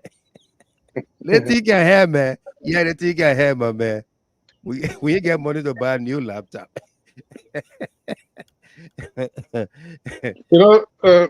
Brother, let me just address the campaign managers' positions. I mean, one justice you guys have done yourself tonight with some of these apprehension and skepticism out there is to avail yourself here tonight. You understand? That in yourself, you must give yourself a pat on the back for that. Right. Because it is indicative of the fact that you are trying to make reconcile make amends and reconcile yourself. Okay? But again, like I stated, this is a teaching moment for all Liberians, especially for those that have ambitions, of excelling and elected. I'm not talking about other financial means. You don't have to elect people here. You can just strive for your money and get it here any kind of way. Okay? But when you seek, you get a vision of occupying elected positions in the United States here as a Liberian or any foreign national, especially from Africa. This should be a teaching moment for all of us. You can get a stand on issues, but you should know how to balance those things. Right. Because listen, brother Russell, there's an elected guy in BA, I think it's in Rhode Island. He have played a role as an elected Liberian over there. By the way, he was a classroom teacher over there, and he got elected office. And today, he is apolitical, so to speak, especially when it comes to Liberian politics. Okay, and those apprehensions are not there.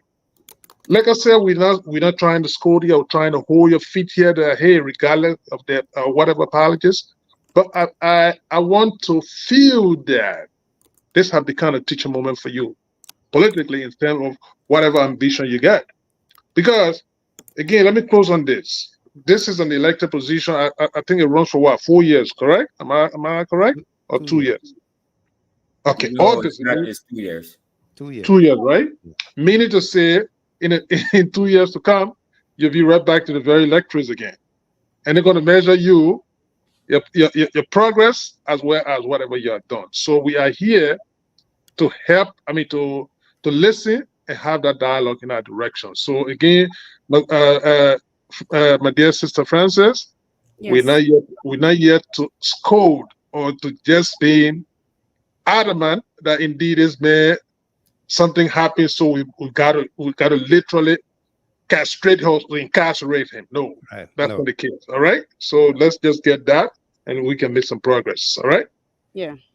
Thank you. Okay, momentarily, we're going to be opening up the lines here. Again, we are in conversation with Winfred Russell and his campaign team. He's a candidate for the 38A district seat at the Minnesota capital. He has expressed regrets and also said sorry for whatever he did in the past that might have hurt you. Now, the question is, will you lend him your support? Will you call your friends, your family within the Brooklyn Park community that that district falls in, the 38A district? He will be describing or demarcating that district for us here, so that all of you that fall within those areas, if you find it fit in your heart to vote for him, with our appeal also. Every time we go, they say the bigger picture, the bigger picture. Let's look at the bigger picture. I don't know whether Mr. Gilman, can I say something now? I come in. You will say something, but let him demarcate Okay. the area for us, because people have started to call, and then when he does that, you will go. He respond to you. Then we'll open up the phone lines. So, Mr. Rosa, give us a diagram, a description of the area, the 38A district, so that people following that live within those, if they don't know, so that they know. And then we can also, when I say we, I mean everybody here who will even watch this video that would like to support you, can call on their family and friends within those areas to go and vote for you. Give us the early dates, the early voting date, and then the main voting day, as well as the area that the 38A covers. Thank you. So, as I said earlier, I'll say it again. So, District 38A, the House District, Minnesota House District 8A, is the western half of Brooklyn Park and the city of Osseo. Now, I would just like to mention or reference to you all a few landmarks within 38A, especially if you're Liberian and you live here, or you're West African, you live here, you would probably be able to identify some of those landmarks. Now, the western half of Brooklyn Park is from Noble. So if you know where the United Methodist Church is at the intersection of Brooklyn Boulevard and Noble, that's that area going west. So going towards Maple Grove, that's west. So all of the parts of Brooklyn Park from Noble west is in the district. But here are some key landmarks. If you live in Point of America apartment complex, you are in the district, you are eligible to vote. If you know someone, or if you live in Creekside Gable, the senior citizen facility, you are in the district and you are eligible to vote. If you live in Windsor Gates Apartments, that behind the White Castle restaurant and the Walgreens pharmacy, you are eligible and you are in the district and you can vote. If you live in Point of America, behind Quick Stop, that's also in the district, you can vote if you are eligible. Villa de Coronado off Zane, Kensington off Zane, you are also eligible to vote if you live in that area.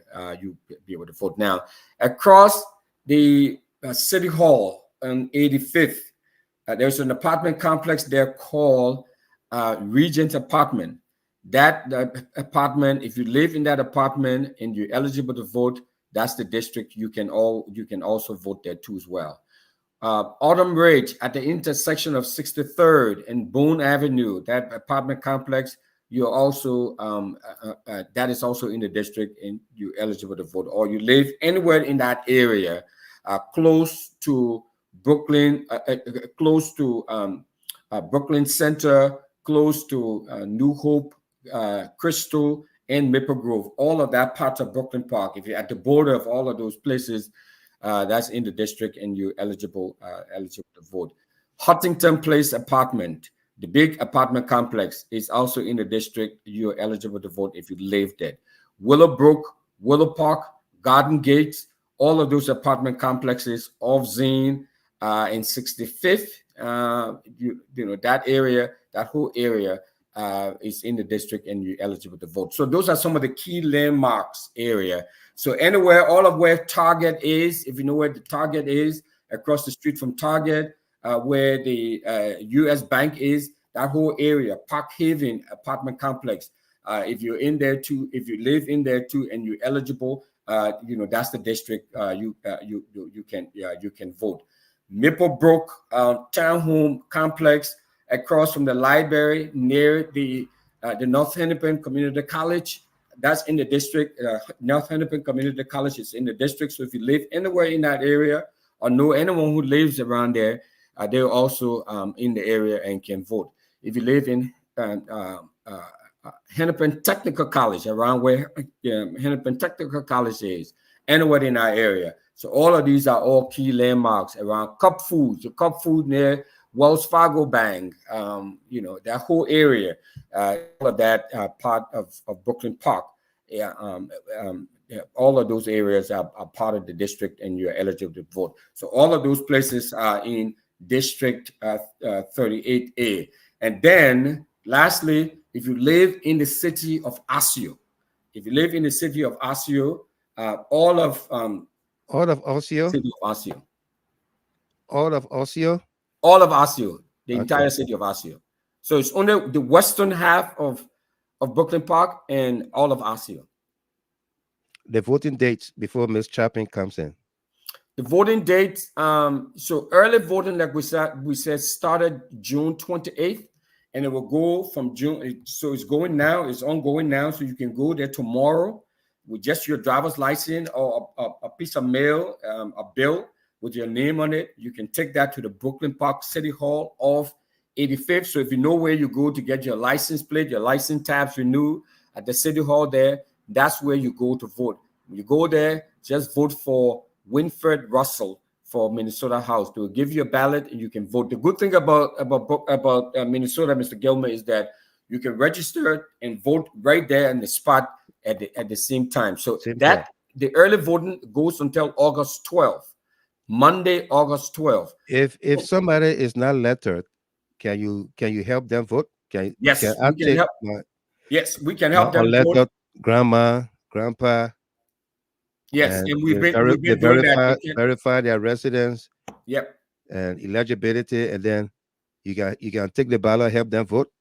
Yes. So Miss Tyler, the campaign manager, she's been taking a lot of people. We have transportation. We pick people up. So if you can just you give us a call, 612-283-1859, or Miss Tyler will give her number too. You can call us and we will come and pick you up. We have an active group of folks picking up people, taking them out to go and vote early so they can skip the line. Say that number again. 612.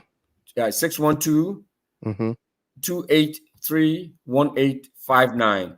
And Miss Tyler, you can give your number too as well. No, you're muted.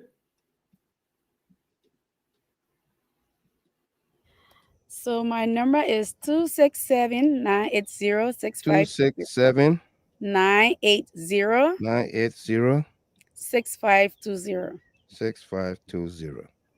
Yes.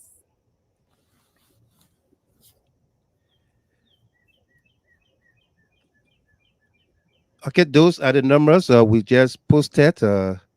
If you want to go, if you need transportation to vote, you can call either of those numbers: 612-283-1859, 267-980-96520.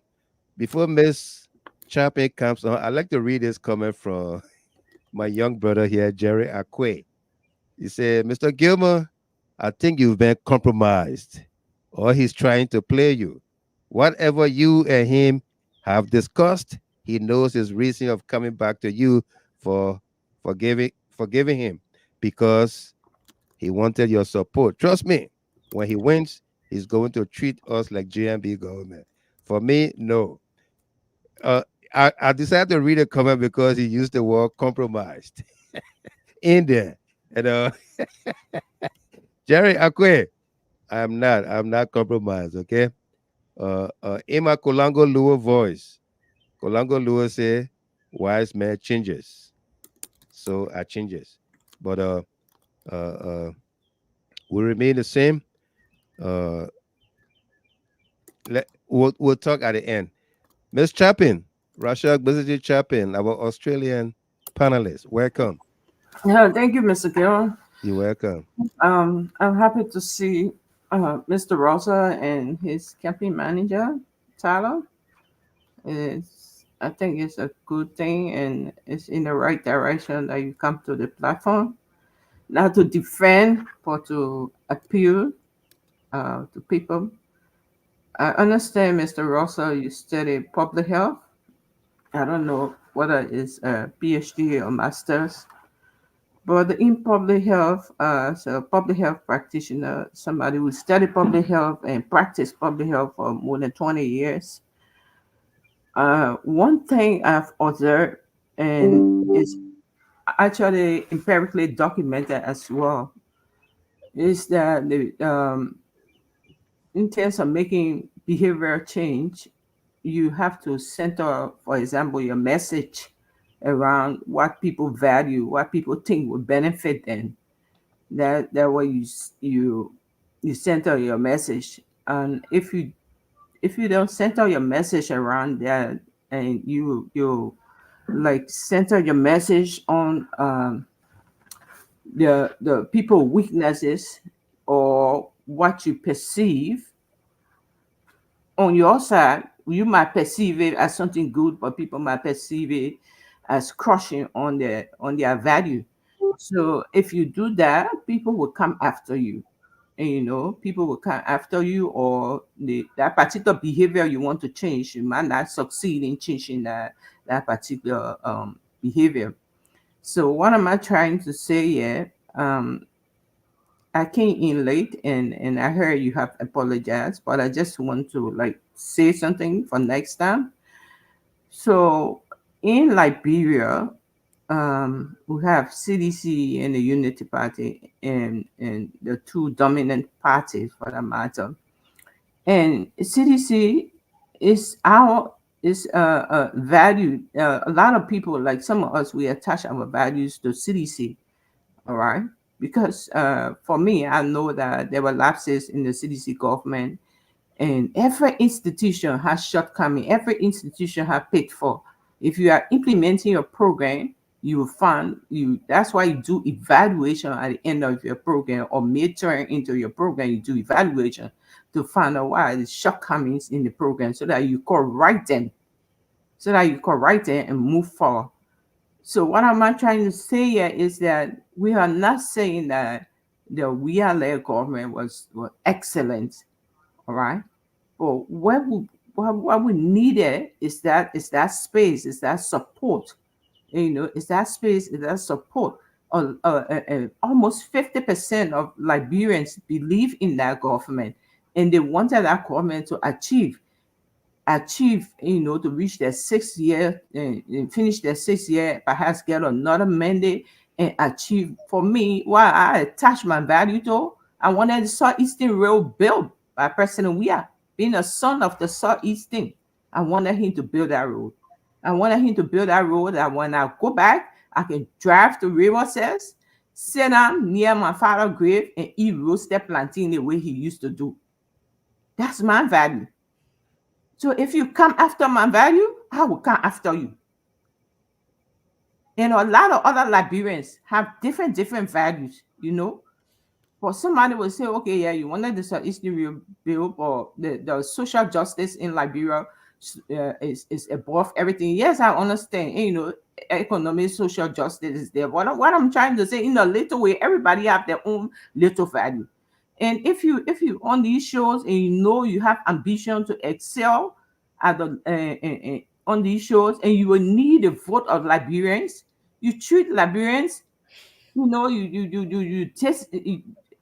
detach totally from Liberian politics. You play that twins mother or twins father role, and don't choose a side per se. Choose Liberia. You had the contacts. I understand you have worked with the U.S. government system for a long time. You have the contact. You have the leverage. You go and help that government in some ways. I was in Liberia. I worked so hard for the health ministry in Liberia. Despite I have my son. Especially the Salif government. The Global Fund, that the Global Fund rated A in 5 years. The Global Fund to fight malaria, tuberculosis, and HIV. That grant rated A 5 years straight in the road. The HIV aspect of it. I was part of it. I was part of that process. Sarah United today, the foreign minister, she started it. She started the grant. That's why I have so much respect for her. I was part of it. Despite I supported Weah at the time. From 2008, I worked. I spent sleepless night in my office working. I didn't say it was Salif government. I was working for Liberia, for Liberians. I didn't want those mothers who are already HIV positive to born children, to born children who are HIV positive, were doing everything possible, crossing bridges, traveling all through Liberia as far as Butuo, to make sure that they have the ARV to prevent them from passing the virus to their children. I don't know how to say it, but that's if I sound too rude, sorry about that. But what I'm saying here, Liberia, whether we have our side or not, it is about Liberia. We are supporters don't want to see Liberia down the drain. They wanted to see Liberia succeed. Unity Party supporters, I think they have the same dream as well. So Yes. that was our value. CDC was our value.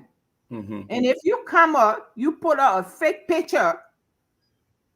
You put out a fake picture in the earliest part of our regime to bring it down.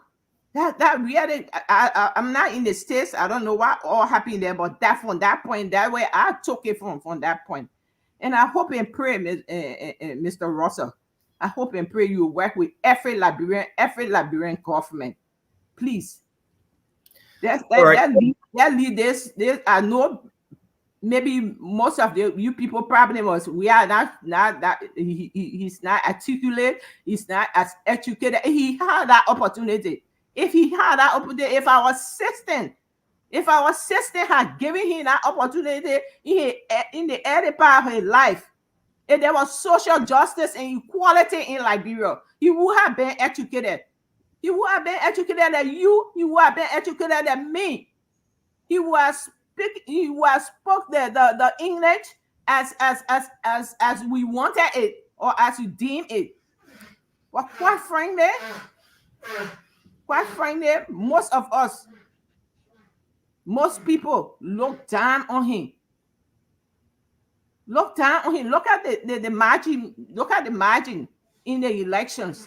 Look at the margin. If he didn't do anything at all, I mean, communists got 1%. If Weah didn't do anything at all, Weah would have had it 1%, and communists would have had the 49%. For people, we are in his CDC-led government, it did a lot. So what I'm trying to say here, Mr. Russell, I'm the one on the platform who usually appeal to people, but when I heard that you wanted our support, I initially rejected it. Quite frankly, yes, I rejected it. I'm usually on this platform. I lower the temperature when my people going to, high. But I rejected it. But it's a good thing to hear that you have come to this platform to apologize. I learned way back in Haywood Mission from Brother Gifler. He said the first step to repentance is to apologize to your friend human being. Miss Shopin, I hear your passion, the passion in your voice. Yes. And your devotion. Like you, I think we share a lot of values and a lot of some of the same things. Some of we studied the same thing. We practice the same profession. I have worked very closely with the Liberian government over the years. I'm not sure if you were here when I talked, earlier. I talked about my work with key government entities. Throughout, actually, I did more work with the Weah administration than any of the other government, even before the Weah administration. Well, you see, you didn't say those things. Every time we saw you, you were on, and you were. Every time we saw you come on, most of the time I saw you come on, it was like you were going after the Weah government. You see, we didn't see you come and say, "Oh, I did this for the health department. I did this for the education department." We didn't see you do those things. Let me say, maybe okay. other people. So Ms. Chapin, as I was saying. You're from the Southeast. I'm not from the Southeast, but I worked for about 2 years in the Southeast, from Zwedru to Kawekin to Fishtown to Picnices to Baskerville to Plebo and to Hopper. That entire corridor, that whole southeastern corridor, I worked there. You talk to the superintendents in River G. I was based in River G. I worked there with the students. I had 18 medical practitioners there. I worked on Ebola issues. I was an Ebola response manager. I left here and went there. I served in the Southeast. The Southeast is very passionate. If you've read some of my writings and stuff, I talk very glowingly about my time. So I hear you. I hear your passion. And maybe you did not know about some of these things about me, but I work very closely with the Weah government around the whole area of public health. I work with the Salif government around the area of public health.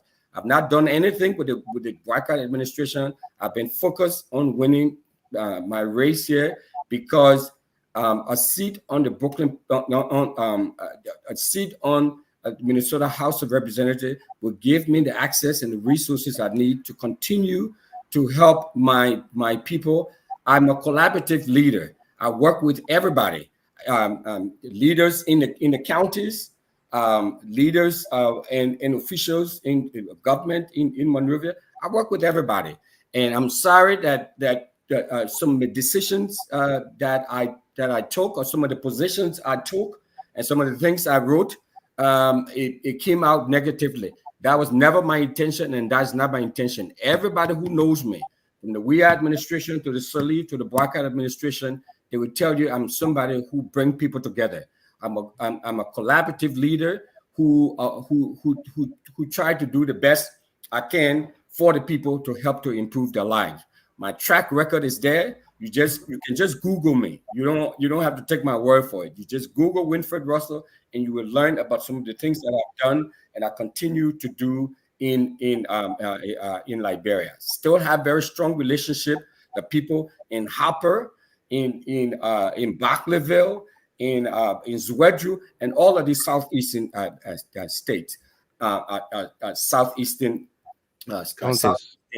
counties. So, you know, and because of the plight of the folks in the southeast, you know, like I said, I'm not from that area, but I went there and how I was treated and worked in all of those towns. Now, you let me address the issue of the picture in the water. Now, I was in Fishtown, and the background for that post that I made, and it was about the water supply system in the southeast.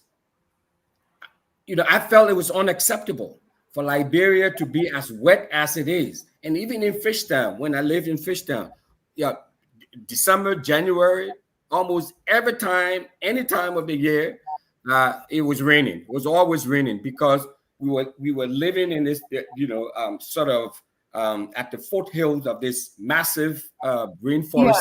Yeah. Mr. Russell, can I interrupt you? Mm-hmm. You know, I understand. Okay, given that you post the picture to describe the situation in Liberia at the time, but as a public health practitioner, we seek to solve problem. You know, we seek to solve problem, and a man of your standing who have a advantage or association or network with universities in the United States because you were you work with the city government, right? So I'm sure you have a relationship with universities, you know, and those universities usually look for means of innovation to build their students' learning. Why couldn't you have developed a proposal? Why couldn't you have developed a proposal? You could have developed a proposal, but now somebody would have bought that proposal. Even if not fully, they would have done something about it to provide some local water system or something like that. People do that. People do that. Okay, but now, if you allow me to finish, I'll tell you what I did in that regard. Okay. Okay. So what I did was that, and part of the context there was that I visited. And I have the pictures to show for it. I can share it with Mr. Gilman if you want. But I visited every school in that part of the southeast, not Sino, excluding Sino, but every school. You know, I visited there and assessed the water supply system because we're having issues. Work with UNICEF, with WHO, and OFDA. That's the Office of Foreign Disaster Administration of the U.S. government, okay? And the issue we're having is that young girls were dropping out of schools because there were no water, and so when they were on their period, it was very difficult. I mean, they would stay home, and so they won't go to school. So it was a barrier that we're having. So fixing the water supply system was critically important to our public health response work that we were doing. All right. So what we did is that I led the effort, build wells in Kawekin. I mean, in many hard to reach places in River G County, in Grangeda County, in Maryland County, where we build water supply system for the village, for the towns, and for the schools, but especially the schools. I can show you pictures to that effect. So my frustration was about the government not investing. The project I was leading, ma'am, we built water system in River G with flush common. So I didn't have a picture to use to illustrate my frustration and what I was talking about, the absence of how there was no water supply system, especially in the Southeast and especially among schools. So I took a picture to illustrate what I was trying to say. But you have put a disclaimer. You have put a disclaimer. Okay. This is okay. Okay. Let me. So this was a Facebook page, post, right? This was not an academic paper. So, like I said, my choice of man, you know that. Man, okay. Let me complete now. Let me finish. Miss Chapin, let him finish. Yeah. So I've said before that things I have written, my intentions were good. I used a picture that would seem as very distasteful to a lot of people, and for that I said I'm sorry. Okay, but the issue I was looking at why the government cannot provide water supply system for these schools.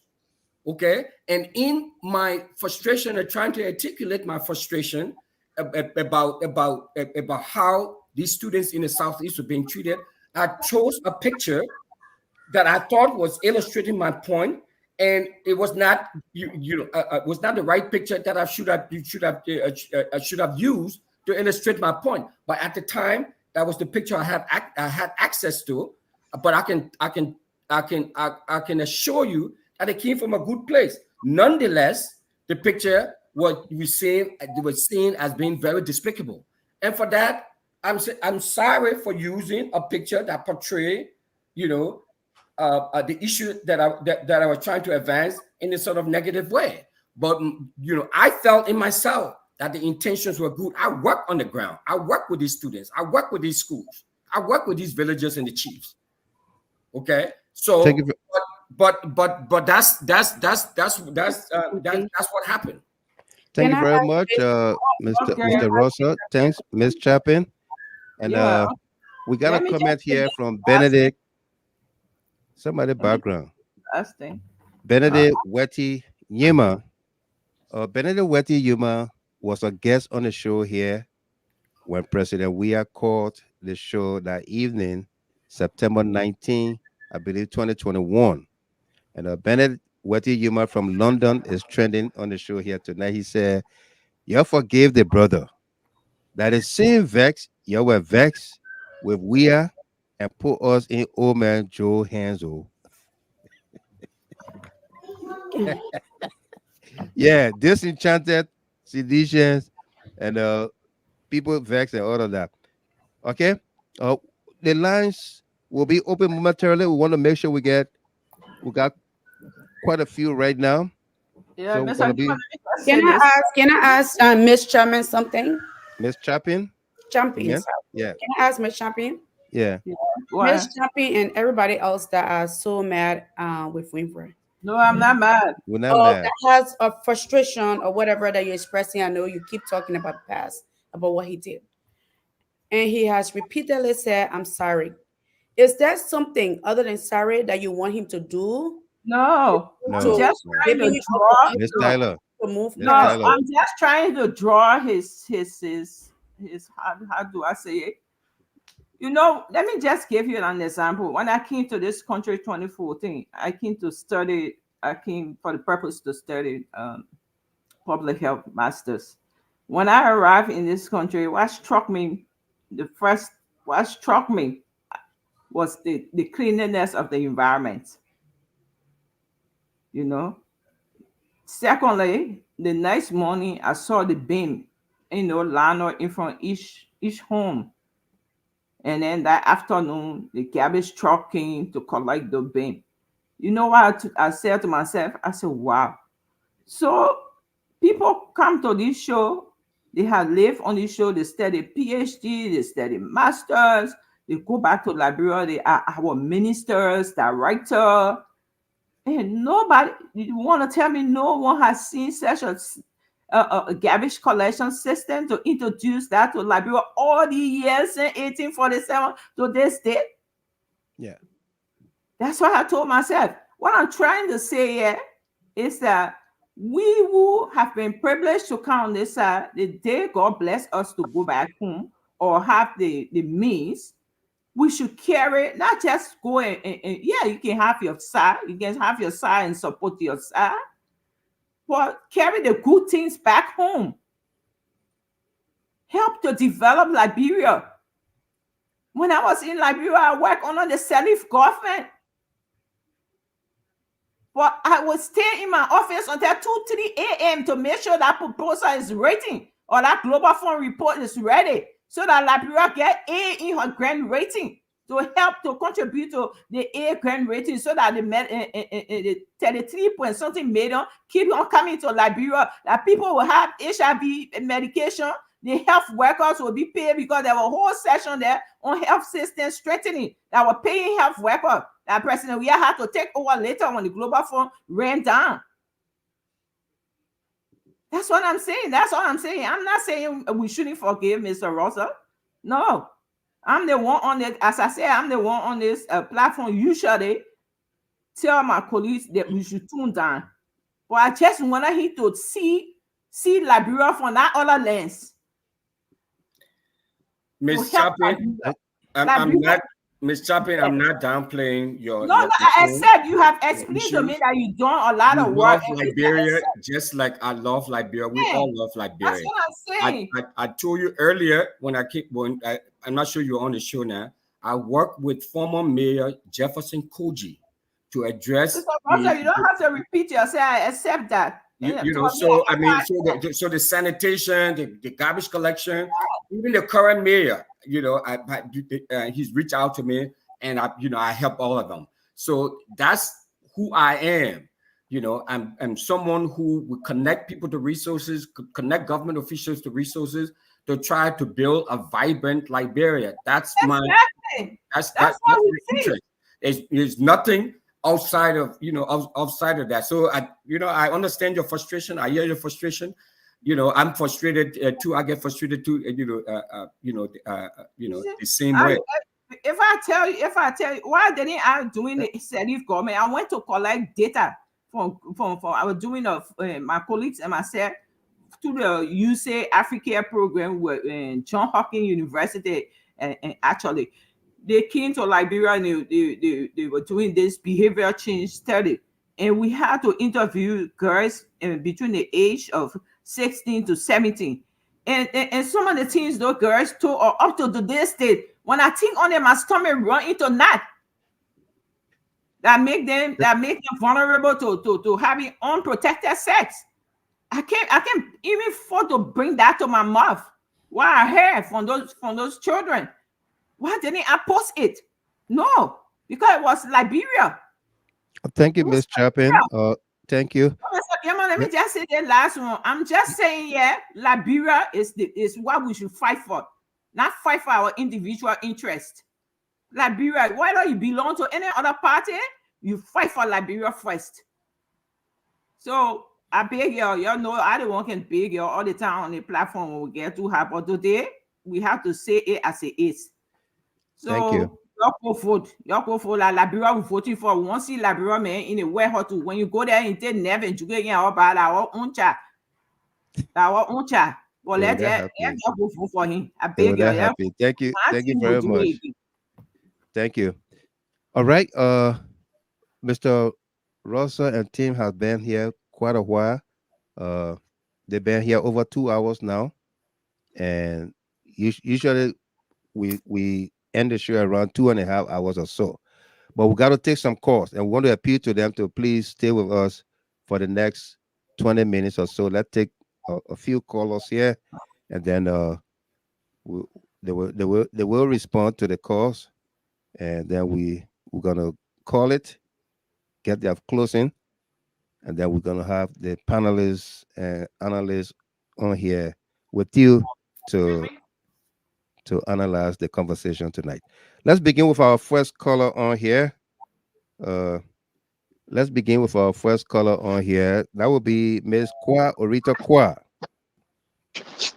Yeah, hello, GHT family. Yeah, welcome.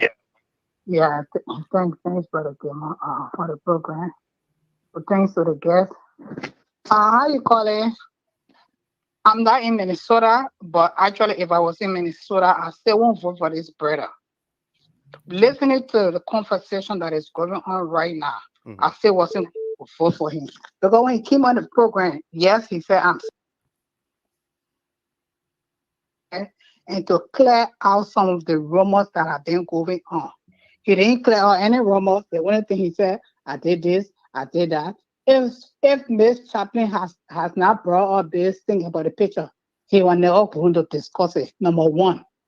Number two, even when she brought it up, then he brought excuse, and I was trying to, your best statement that I, or educated man, you in your field, and then you say you are trying to make a statement, is that wishy-washy. He never discussed that. If she had not brought it up, he was never going to discuss it because he knew this was going to come up. But just so because he's not a fair person, he was never going to bring it up, number one. Number two, another thing, the thing I heard that he called officer on Liberians in Minnesota there. He didn't even discuss it because no one brought it up. Now, you can come out and say, I am sorry, I want to be sincere, and you don't bring these things up that that people have issue with. And you pretend like, oh no, if they talk it fine. And then like, oh, we said sorry, so you accept the sorry. No, you don't tell people sorry like that. You say, oh, because I said sorry, so let it be. His campaign manager, and she's there, we told you sorry, you swallow it. My focus here is 2029. This brother will get elected, and just he put we have government down, he will do the same old thing. They will still put the government down. This man is telling us, well, because I'm running my campaign, so I'm not paying attention to workers' government. And Gilman asking over and over, do you have anything? Even Brother AB, there you go. Brother AB was the one who asking those questions. Do you have anything to say about the boycott government right now? Like, oh, I'm not paying attention because I'm running my campaign. Hello. It should have been we are government, you want to pay attention. So now to take all the time. Yeah. Actually, the sister said she's better making me mad. I don't even know how to vent my anger. So thank you. Don't vent no if I was anger. in Minnesota, I was never going to vote for him. Thank you. Thank you very much. Let's go to Abednego Kanefe. The Reverend Abednego Kanefe, welcome. Good evening, our great chairman. How you doing? I'm great. Welcome. Wonderful. Thank you very much. And I want to thank Mr. Russell and his manager and all the panelists and the guests.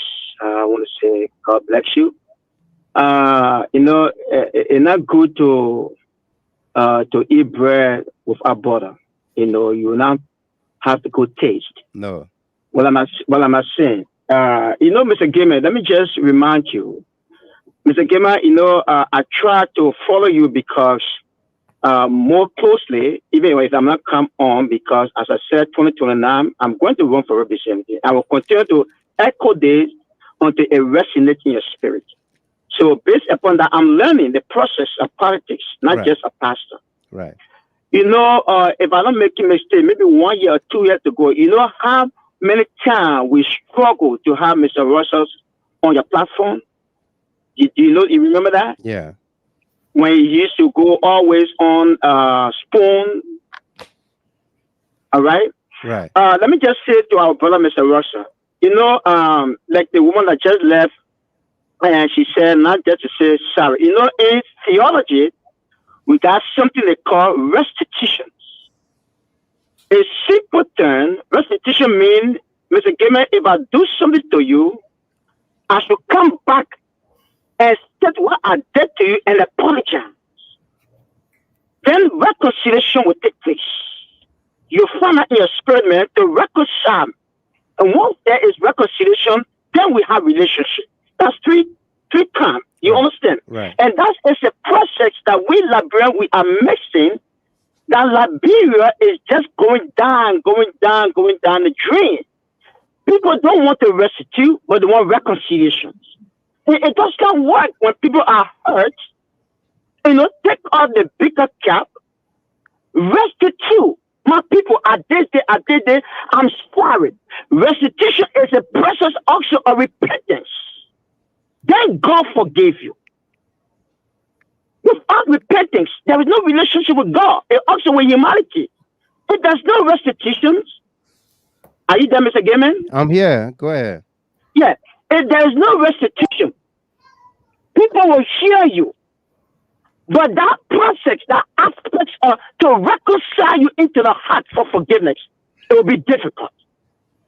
Because forgiveness is of the spirit, it's not of men. Because people can forgive, and then tomorrow they talk about it, that's not forgiveness. Only God can forgive and forget. So forgiveness is a spirit. So for once to forgive, Mr. Russell, we love you. We don't hate you. You are our Liberians. But many of all, you say we come on here because we are hurt. We hear you. We saw you.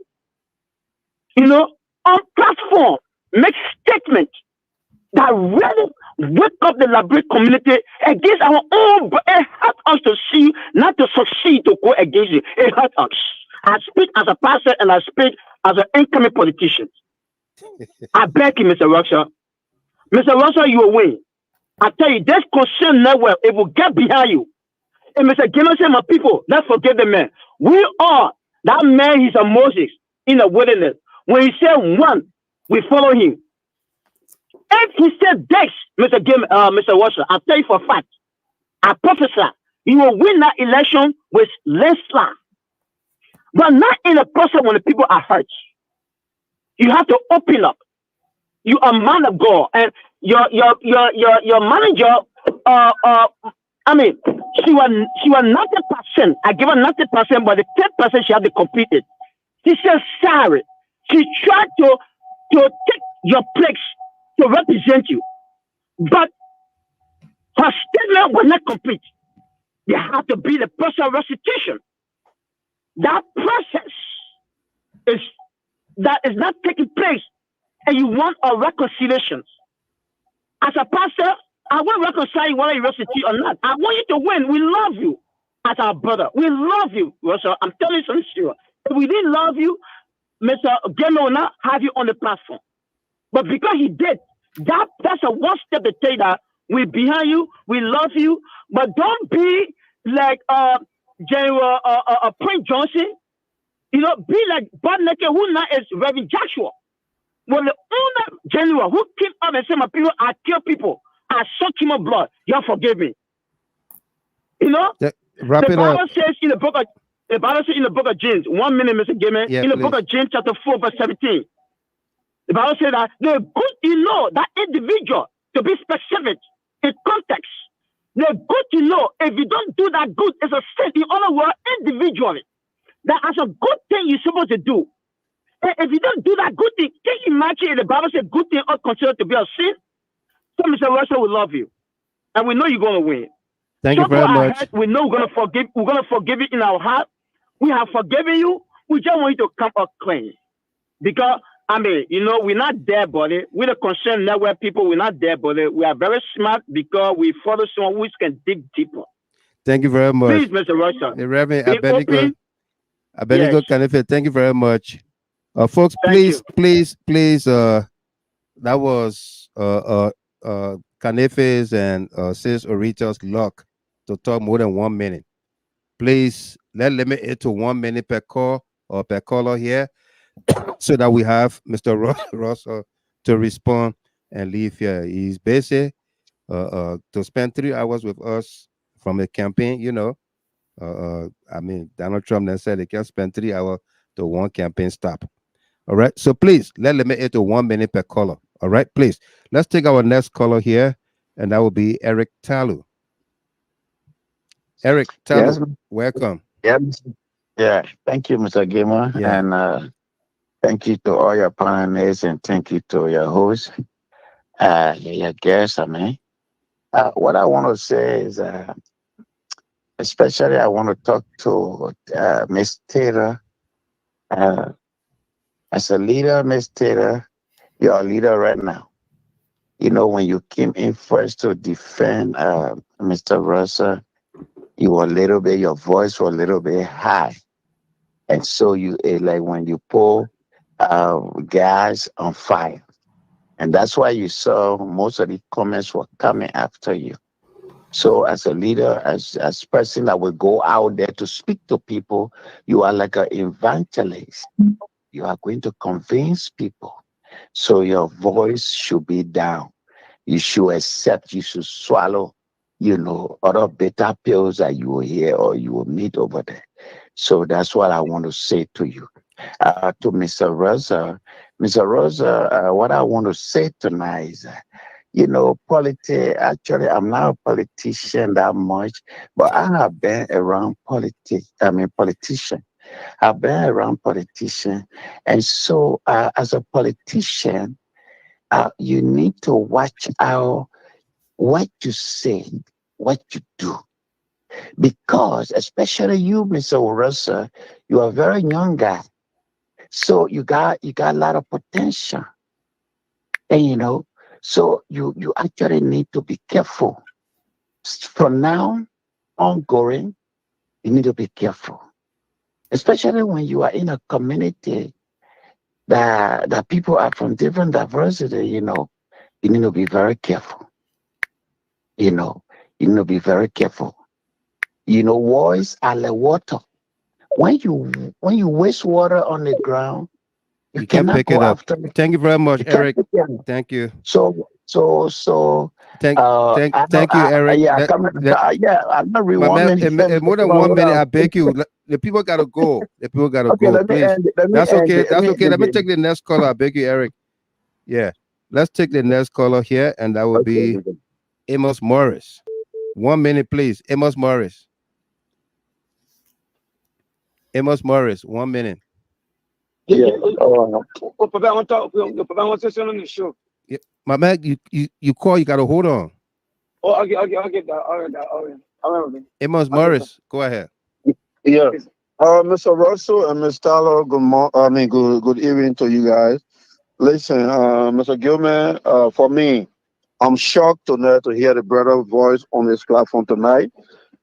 I think we are getting somewhere as Liberian. This was the same platform that campaigned against this identical Russell guy, and he lost the election in Minnesota. So you bringing him, and the guy that commented that, Mr. Gilman, you have been compromised. I think Mr. Russell should see this now for himself, that we are Liberians that want to unite our country. And take it from me, as of tonight, a lot of people will come after Mr. Gilman in your inbox. It's been happening throughout the show. It's been going on. Okay. So, Mr. Russell, I hope you take this as a lesson, like other people are saying. I'm just gonna give you a little advice. I don't know how I'm probably older than you, or I don't know if you're older than me, but this is a learning curve for every one of us. You know, like Ms. Chaplin said, you heard the CDC administration. I must say that. And President Weah losing the election today, you contributed a lot. Now that you are fighting for state or representative position, this platform, we will encourage our colleagues, our brothers. I got a lot of family live in Minnesota, that area there that you need me. I got a lot of friends, a lot of brothers and sisters live in your community. We will talk to them.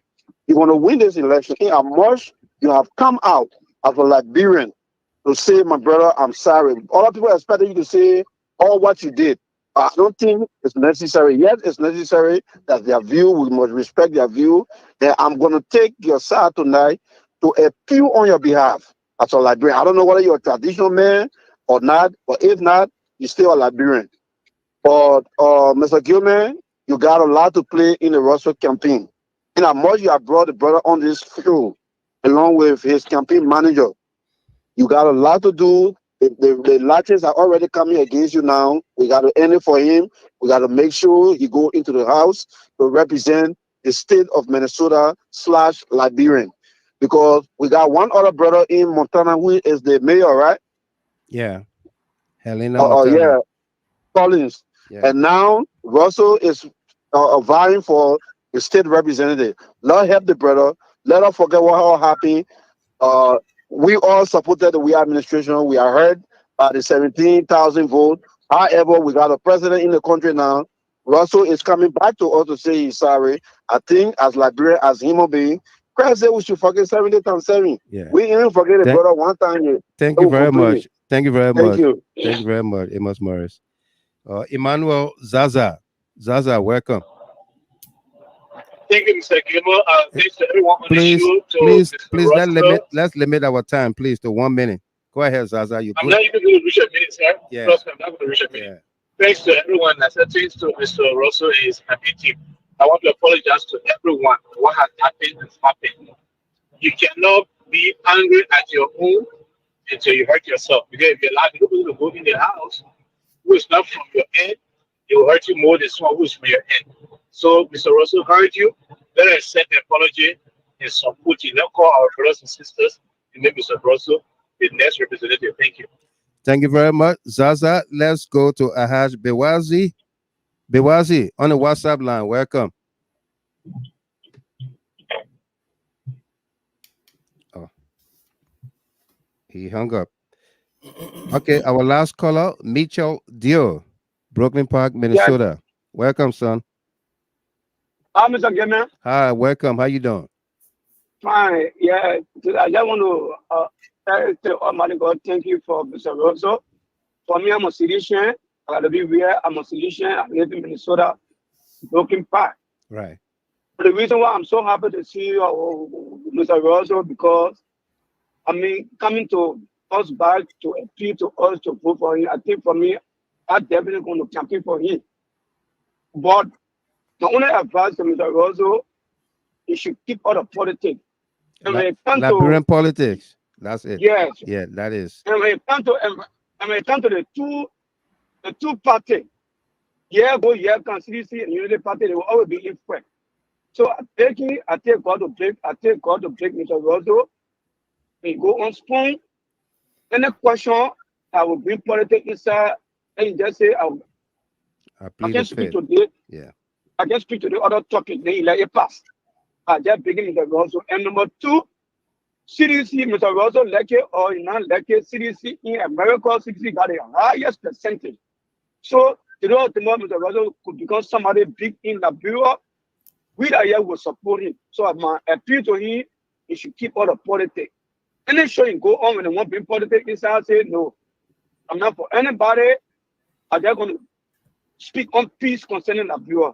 But for me, any day, any hour, Mr. Russell is campaigning in Liberia, I will vote for him. I will vote for him any day. But what got up first, the way in which he took the politics side against citizens. I'm so happy that you ought to come to us and speak to us. That was one of my prayers. I always used to pray. I say, hey, I just prayed to follow Mr. Russell, but I forgot I lost his number. I want to call him personally to talk to him, to come to home, Mr. Gamer Show to appeal to us. I'm so happy for him. I pray as he start, God will continue pushing to the highest level in Jesus' name. Thank you very much, Mitchell Dio. Thank you. Stephen Sla trended. Stephen Sla is one of those who was in a meeting with us and the Russell campaign. He said, those of you who are still thinking not to vote for Brother Russell should please forgive him because our leader, Brother Gilman, brought him to apologize to his people. If we love our leader, let's forgive our brother and put Liberia first. As God's children, we need to forgive. Mr. Russell, Ms. Tyler, you heard the callers there. You listened to some of the comments. from your people. Victoria Musulu Townsend said, I should ask you if you remember the Kamara yard or so in Corway. She's from there too. She trended earlier. Yeah, please forgive my brother. That's my Corway brother. She's in Australia. That's why we call this the global stage. Let me say to you here, our queen, Marie Pine. Marie Pine is the little niece of Matthew Zaza, the man whose name has always been behind you and with the FBI story and everything. She's our queen. She's been trending here heavily. And I'd like you in your closing to take up time to talk to her. Uh, uh, and and she said, before we finish, she said, I forgave him. That's Marie Pine read there. She said, I forgave him. Yeah. And then as Matthew Zaza's niece. Let's get the campaign manager first, Miss Tyler's closing, and then Mr. Russell gonna close up for us. Miss Tyler, please unmute yourself.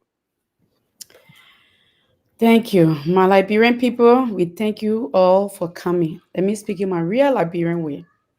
We hear you. We hear you. We listen to you. We feel your pain. We feel your anger. You have all right to feel the way you feel. We are not making excuses here. We are taking responsibility for our actions. A lot of people that I spoke to, they said, he never came up to say sorry to us. He need to come on the show and talk to us. We came again, and then some people said, why he didn't come ever since? I guess there's no winning here. But all we can say, we hear you, and we are sorry. We are doing our best to make amends. As I said, one of my main reasons of bringing Wynfred on the show was to make a peace, make amends with his people, to get in a better relationship with everyone because we value all of you. We respect all of you, and we value you. And we want all of us to be in this community as one community to stop the hurt and the pain that everybody felt. Winfred has admitted there were things he said, there were things he posted that didn't go well with you. He's sorry, and that's I think that's the biggest step anyone can take when they wrong somebody is to say is to admit they did wrong and to say they're sorry. So I hope you all will find it in your heart to forgive him and for us to move forward and take our community and move forward with it. As I said, we all are not perfect. Me neither, and neither do you. You are not perfect. We all have hurt somebody, and we have all asked for forgiveness. That's not to make excuse to say Winfred is not wrong. He's wrong. It's just to tell you that we all are human and we will do things that is not always right at times. And he did it, and he said he's sorry. Let's move forward. If there is anything else we can do to help make the forgiveness smoother to help ease the way, let us know. And I've been asking in the chat room for people to give me some suggestion, and nobody give me any suggestions. So There's nothing like there's like nothing else sorry, like I sorry. know, like So that's don't go there. That's why people tell you that you're not helping them, man. I'm helping Keep because pushing this thing. we trying to make amends, and maybe Yeah. there's other things that people want to see or But hear him if we were in the village, then I would say yes. Other thing. what you Yeah. do will You be a bring bad. chicken, you bring goat. Dropping the Yeah. colors on the rack and waste the water on the rack and give it to him to drink it. Yeah, And he will maybe not that's take why. it. Maybe we'll come over there one day and we'll do all of that. Maybe that's a good suggestion. We'll give it to him to drink it so that he will not go against us again. I know. So anyway, yeah, let's move forward. I thank you all for what you expressed, and everybody, we take your concerns very seriously. We are sorry. Let's move forward. Thank you. But let's know. Let's put our community first. Let's put our country first. Let's put our people first. By continue to carry this fight forward and then anchor for it's gaining us nothing. You know, if we put this aside and fight for our community, we gain more as a community. So yeah, let's move forward. Thank you all for your participation. And again, my last words to say, I'm sorry. Thank you very much, Ms. Tyler. That's Frances Tyler. She's the campaign manager for the Russell campaign. Mr. Russell, your thoughts and takeaways. Thank you. And You know, again, Russell, just before you come in, I just wanted you to factor something in your closing, okay? Are you there? I'm listening, sir. Yeah, my brother. You know, my brother, again, let me say thanks for coming, because I know after your closing, you guys will be departing. But people are angry, people are registering their reservations on issues tonight, because owing to the fact that they perceive you as people that brought a government into day wherein you got a sitting minister looking at a lawmaker talking about he will literally kill him. Yeah. I meant to ask that question. That's the kind of government we're playing that audio. Playing that audio before when you join in, Mr. Russell. That was Mark Jabater. So literally, you are Liberian. Obviously, you are at liberty to speak. But our problem there is that when one is constructively critical of a sitting government and speak the facts on issues, trust me, you are at liberty. Nobody here going to silence your opinion on Liberia. Liberia is where your navel string will bear, so to speak. So you are liberty. So we're not trying to stifle your liberty as a Liberian to speak on issues, national issues in Liberia. But the authenticity of issues, that's what we are concerned about. So I would just like, in your closing, why is you are not a Liberian politician, but just to remember that this is the kind of government that we got in Liberia today, and what will be your stand on issues that's fine. If you don't want to talk about it, that's okay. But I just wanted to remember that before you leave. Thank you. All right. Thanks, Michael and Mr. Gilman. Thanks for having us here, and both my campaign manager and I. It's been a wonderful time. I appreciate it. And to all of the folks who have been commenting and the callers, I'd like to say thanks to you all for your participation and your contribution to this very lively and wonderful conversation. I've been looking forward to it. So I'm glad we were able to get through this pretty smoothly. I know you said it's been like about 3 hours, but it hasn't felt that way to me. We can it's 3 hours 2 minutes, but you've been here like 2.5 hours now. Okay. Wow, yeah. So I've been here for 2 hours. It didn't seem that way, but 2.5 hours. Yeah, so I really appreciate it. I mean, honestly, to be honest with you, I thought it would have been a little harder than this, but it was fine. It was a very respectful, very manageable. So I do appreciate it. Again, I will try to address some of the points that the callers made and to see if I can get to it. I know the first caller talked about saying that she had concern that I did not address some things that I guess she expected me to have addressed. Now, I'm glad things out, or at least you reference some of them. I don't know of all of the issues that people have, and to be honest with you, I've not followed this show. I met Mr. Gilman for the very first time when he came to Minnesota. So I've not really followed the issues. I'm not sure the issues that have been trending on here for me to address. And Mr. Gilman, as the host of the show, if he had any questions, he asked me the questions. I will respond. So because there are a whole mountain of different concerns and issues that people have. Like I said, I've been, in local politics. I've been writing. I've been all around. And so, I've said some things that have not gone down well with many people. It's not been intentional. It's not my desire to make people mad. But sometimes you see things that some people may not fancy, and I understand that.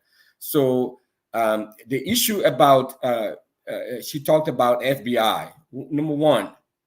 And I know Mr. Gilman and I, we talked about it when we were on the phone call, and I told him, and when we met the last time at my campaign manager house, we also talked about it. So let me just let me tell you all. Let me some of the issues I know that came out in that conversation, I imagine that's part of what she's trying to reference. The issue with Matthew Zaza and that I called the FBI on Matthew Zaza, it didn't happen that way. I've never called FBI on anybody. What was happening is that we all came from the war. I came here as a very young man from the war too. We all were displaced and eventually got refugee student status to come and study in America. Okay, so when I came to Minnesota, I went to school in Michigan, and from Michigan I went to North Carolina, okay, to North Carolina State University, and then I came to Minnesota. I got a job here at the University of Minnesota. I was at the time the youngest and only African immigrant working at the University of Minnesota, which is one of the largest universities in the United States, okay? And certainly the only Liberian. So whenever things happen in the community, they came out to me and sought me out for my comments or opinion and stuff like that. So all of the major newspapers around, even New York Times and all of that, used to call me out. So the background to this is that there was a community leader in Brooklyn Park at the time, or in Minnesota at the time. Okay, the newspaper had reached out to him because they heard that there have been some rebel activities of rebel fundraising going on in the community, right? And so they were going back and forth. So there were two major community leaders, and those community leaders' names are referenced in the article that you all have been referencing, and Mr. Gilman and his team, and we all talked about it, right? So this stuff had been going on, and people accusing each other and people talking about this. I had just moved to Minnesota. I was a young professor at the University of Minnesota. I was not in the Liberian community, so I really didn't know what was going on. But I heard some of these rumors and some of these issues. So when a reporter came to me to talk to me, okay, what the reporter said, hey, this is the information that we're hearing from your president, the Liberian community leader president, and other students from Liberian immigrant students and other leaders within the community.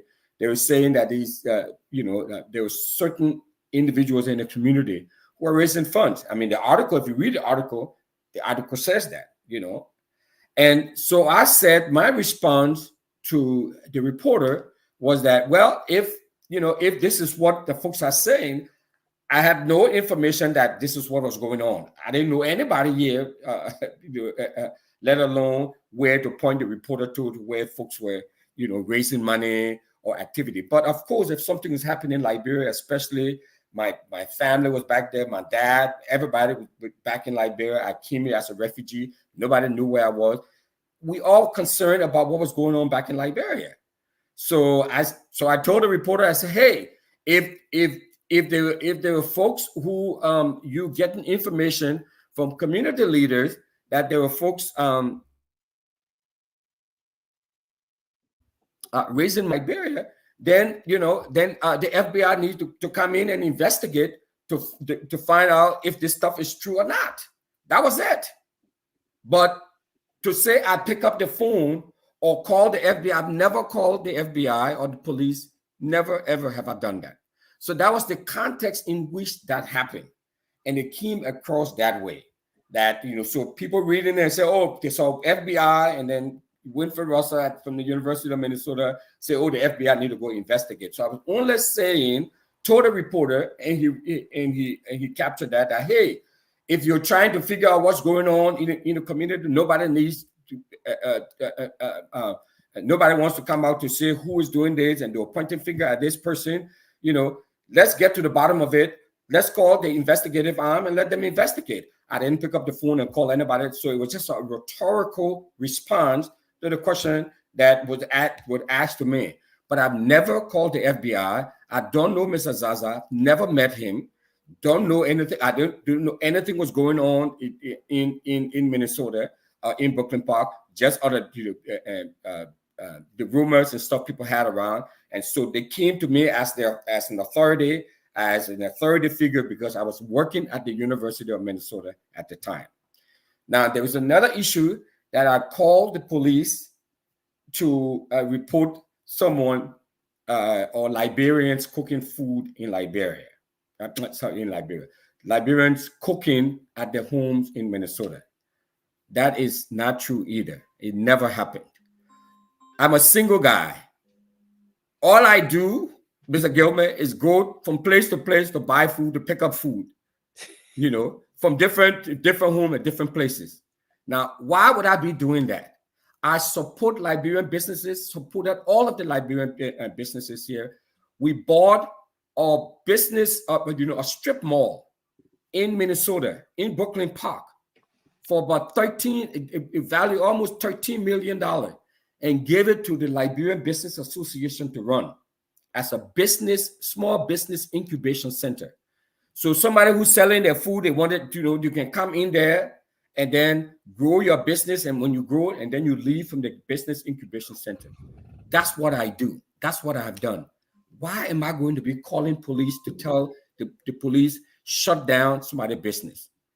That is such a big, big lie. It never, ever happened, Mr. Gilman. Never, ever did I call. And today, I can go in my fridge now and bring a plate, a bowl of cassava leaf,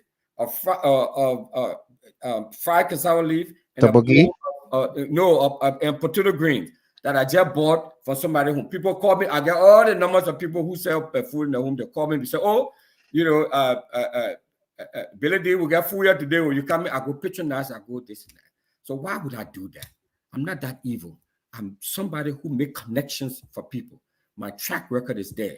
I look for resources for small businesses, for small organizations. When I was on the city council, we distributed over $3.something million during COVID time to small businesses, and for them to grow and thrive. It is part of my platform as I seek to go to represent all of Liberians, not seditions, not people from UP or ANC or UPP or whatever, but all Liberians and all of my constituents, Black, white, Asian, African immigrant, non-African immigrant, are here to represent all of them. But of course, my base is Liberians. My home is Liberia. My community is Liberian. And I'm not going to forget them. My track record, they say the way you can know if the Christmas is going to be good, you can tell from the Eve. My Eve has been great. So look at my service on the city council. There is nothing, Mr. Gilman, that pertains to the Liberian community or the African community that I voted against. I may ask questions. I may ask you because that's part of my job, to do my due diligence, but I've supported everything in this community to support the Liberian community. That's why the Liberian people here en masse, that's why they're supporting me. I was on the council when Donald Trump signed the LRIF bill that gave citizenship to Liberians. I pushed that issue. I was on the council. It benefited over 10,000 Liberians, directly and indirectly about 20 or 30,000 Liberians. That's who I am. That's the kind of person I try to make connection with Booker Washington Institute, BWI. We have a technical college in my district so that they can provide resources to Booker Washington Institute. That happened during the Weah administration.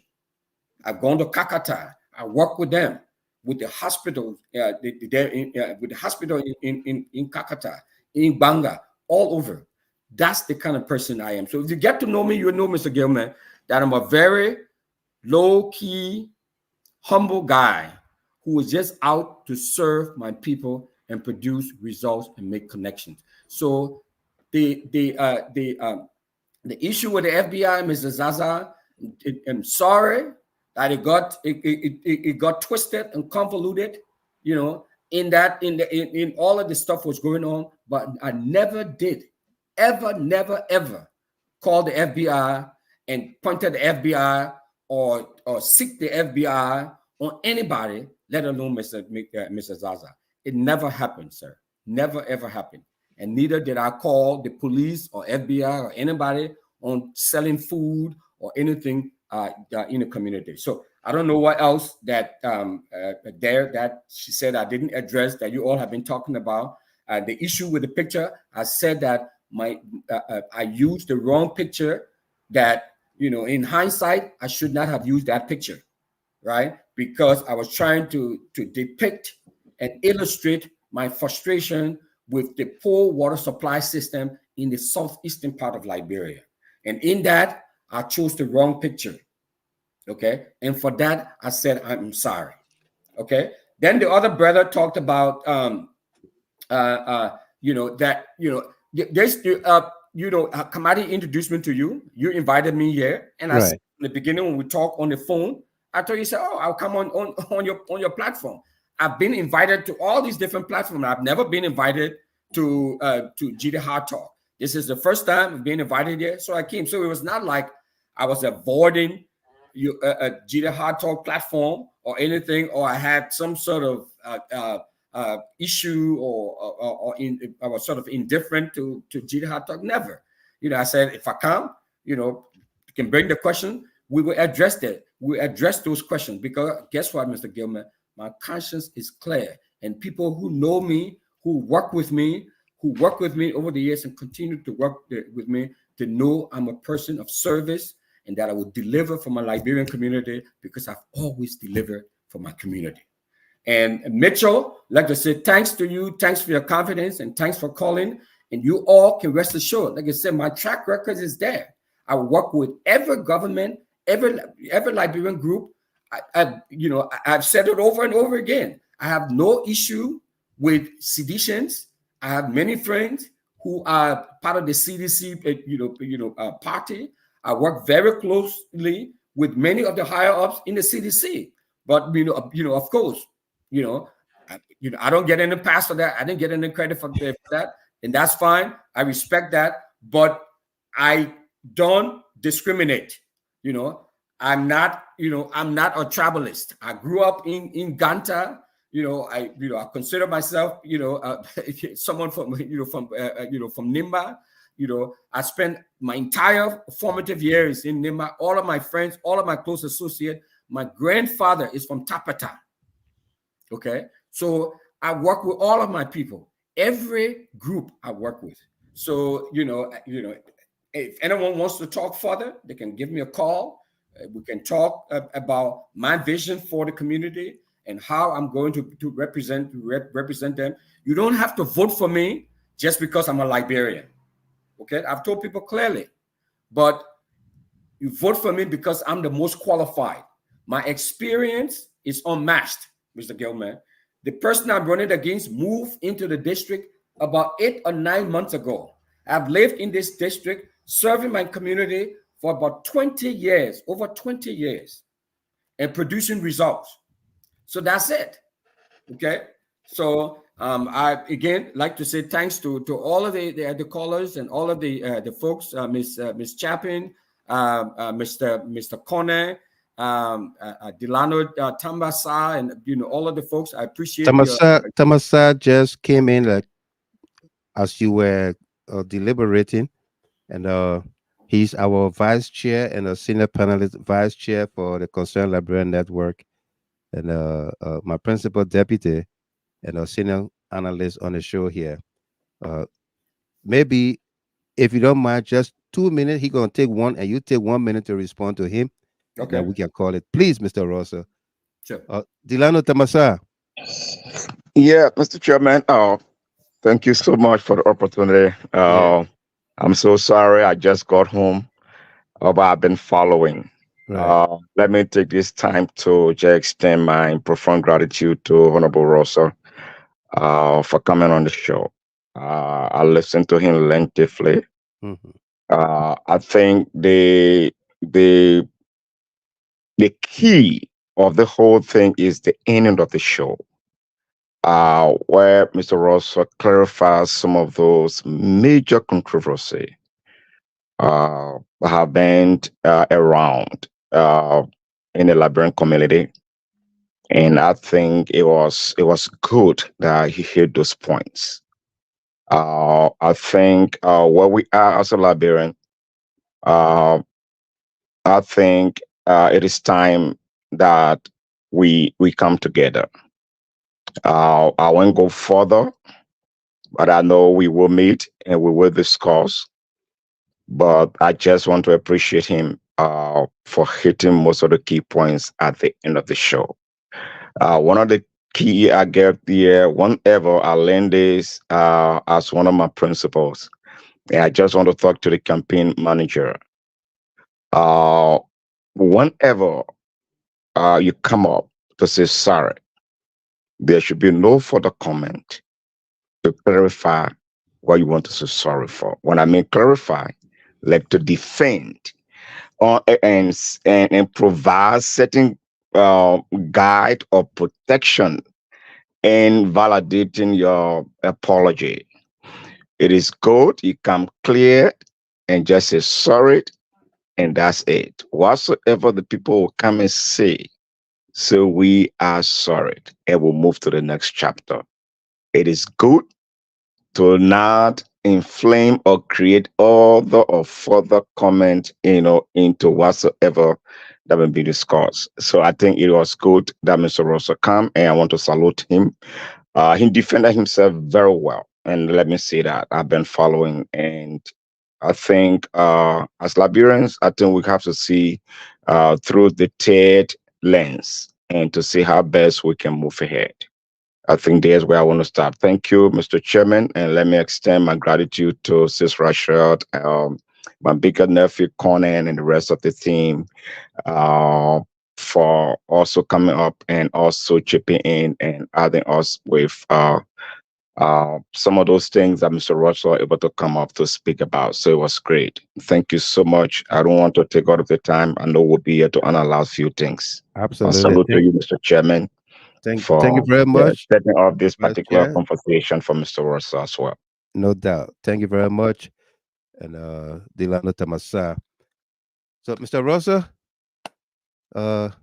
your final thoughts in a nutshell, and then well, just again, want to say, Mr. Sa, thanks again. Thanks. I'm not sure if your Sa is from Lofa. That's where it's from. Definitely from Lofa, Foya. Okay. From Foya. But okay. But we arranged. I mean, I received your representative from. I don't think he's from Foya. The only GC man I ain't get job yet. Yeah. Ain't get minister job yet. I appointed 200 people today looking for Tamasa and George Lobo. I don't see their names.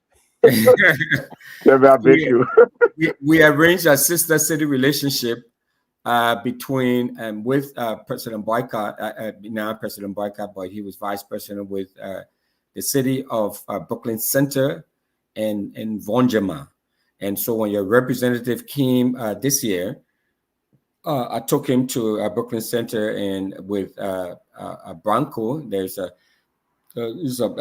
friend of mine here who is also a big supporter of ours, who I brought him in, and we went to Brooklyn Center and made that formal introduction. So great to see you on here and to chat with you, and thanks for all the kind words and all of that. So, Mr. Gilman, I think this is it. Once again, I appreciate it. The guy said I was compromised, but did you pay to come on here? Never. I didn't pay a dime to come on here. Like I said, the first time I saw you was at the Waterside Market. Right. Molly Kamara, one of our biggest supporters too. I met you there for the very first time. The second time I met you was at Miss Tyler's house. And there's never been a quid pro quo. No. You said, you invited me to come on to meet your guests.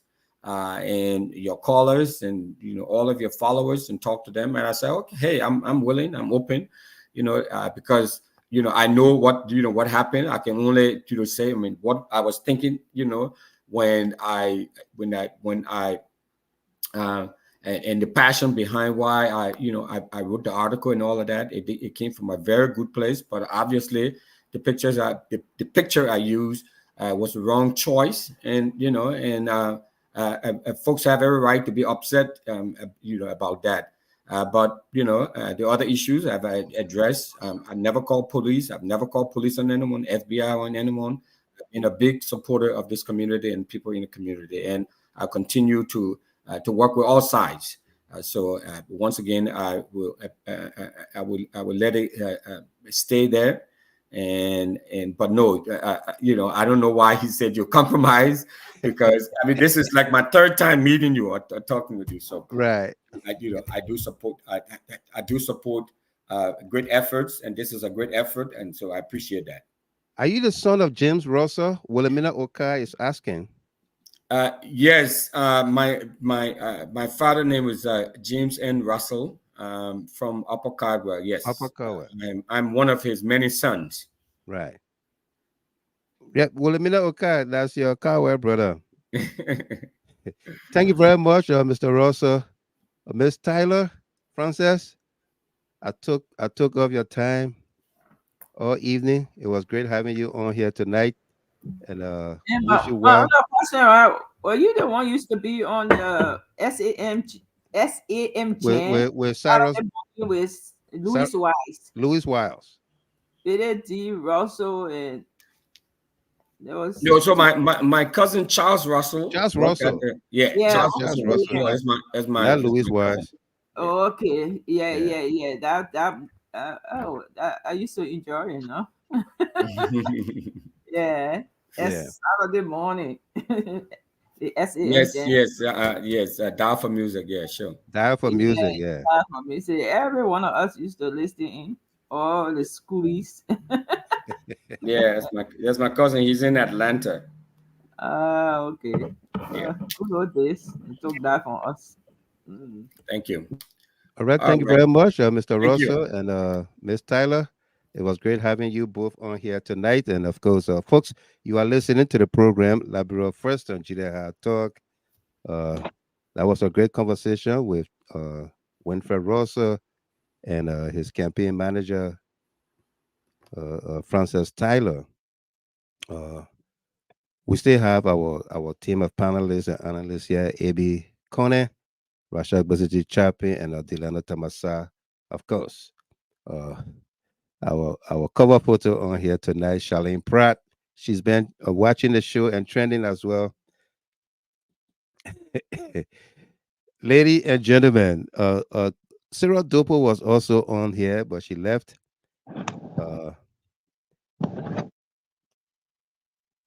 Let me ask the question here. Everybody.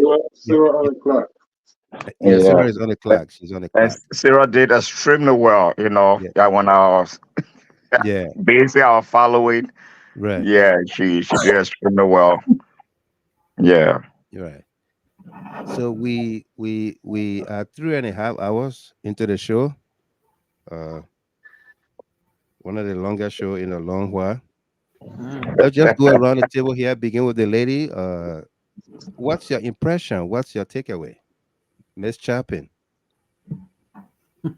Well, I don't want to say my impression, but I would just say we should have that just vote for him, because it's Liberia at the end of the day. And I think if he didn't realize, he and his supporters, like in the major election, they knew they have come to terms with the weight that this platform carries and the concerned Liberian group carries. Right.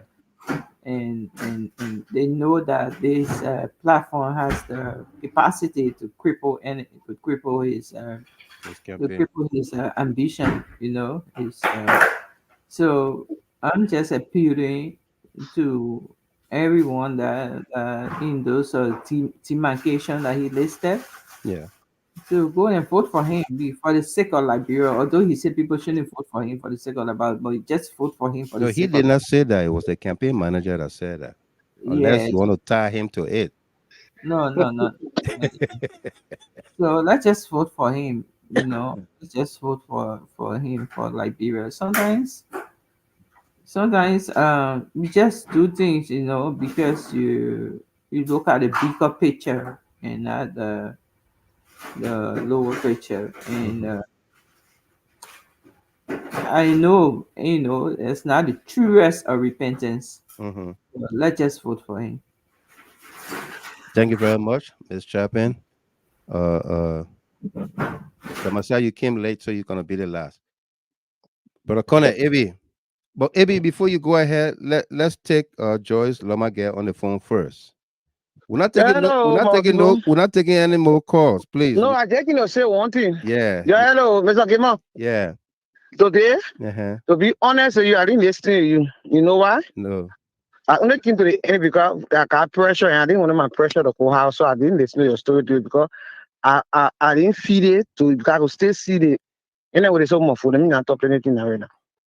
I got pressure. I want for them to say somebody sick, and I want me and I can't to do. That all? That all, Mr. Kima. Like, so I mean, I watch my show today because I got pressure. I want to get here. She said she didn't watch our show today.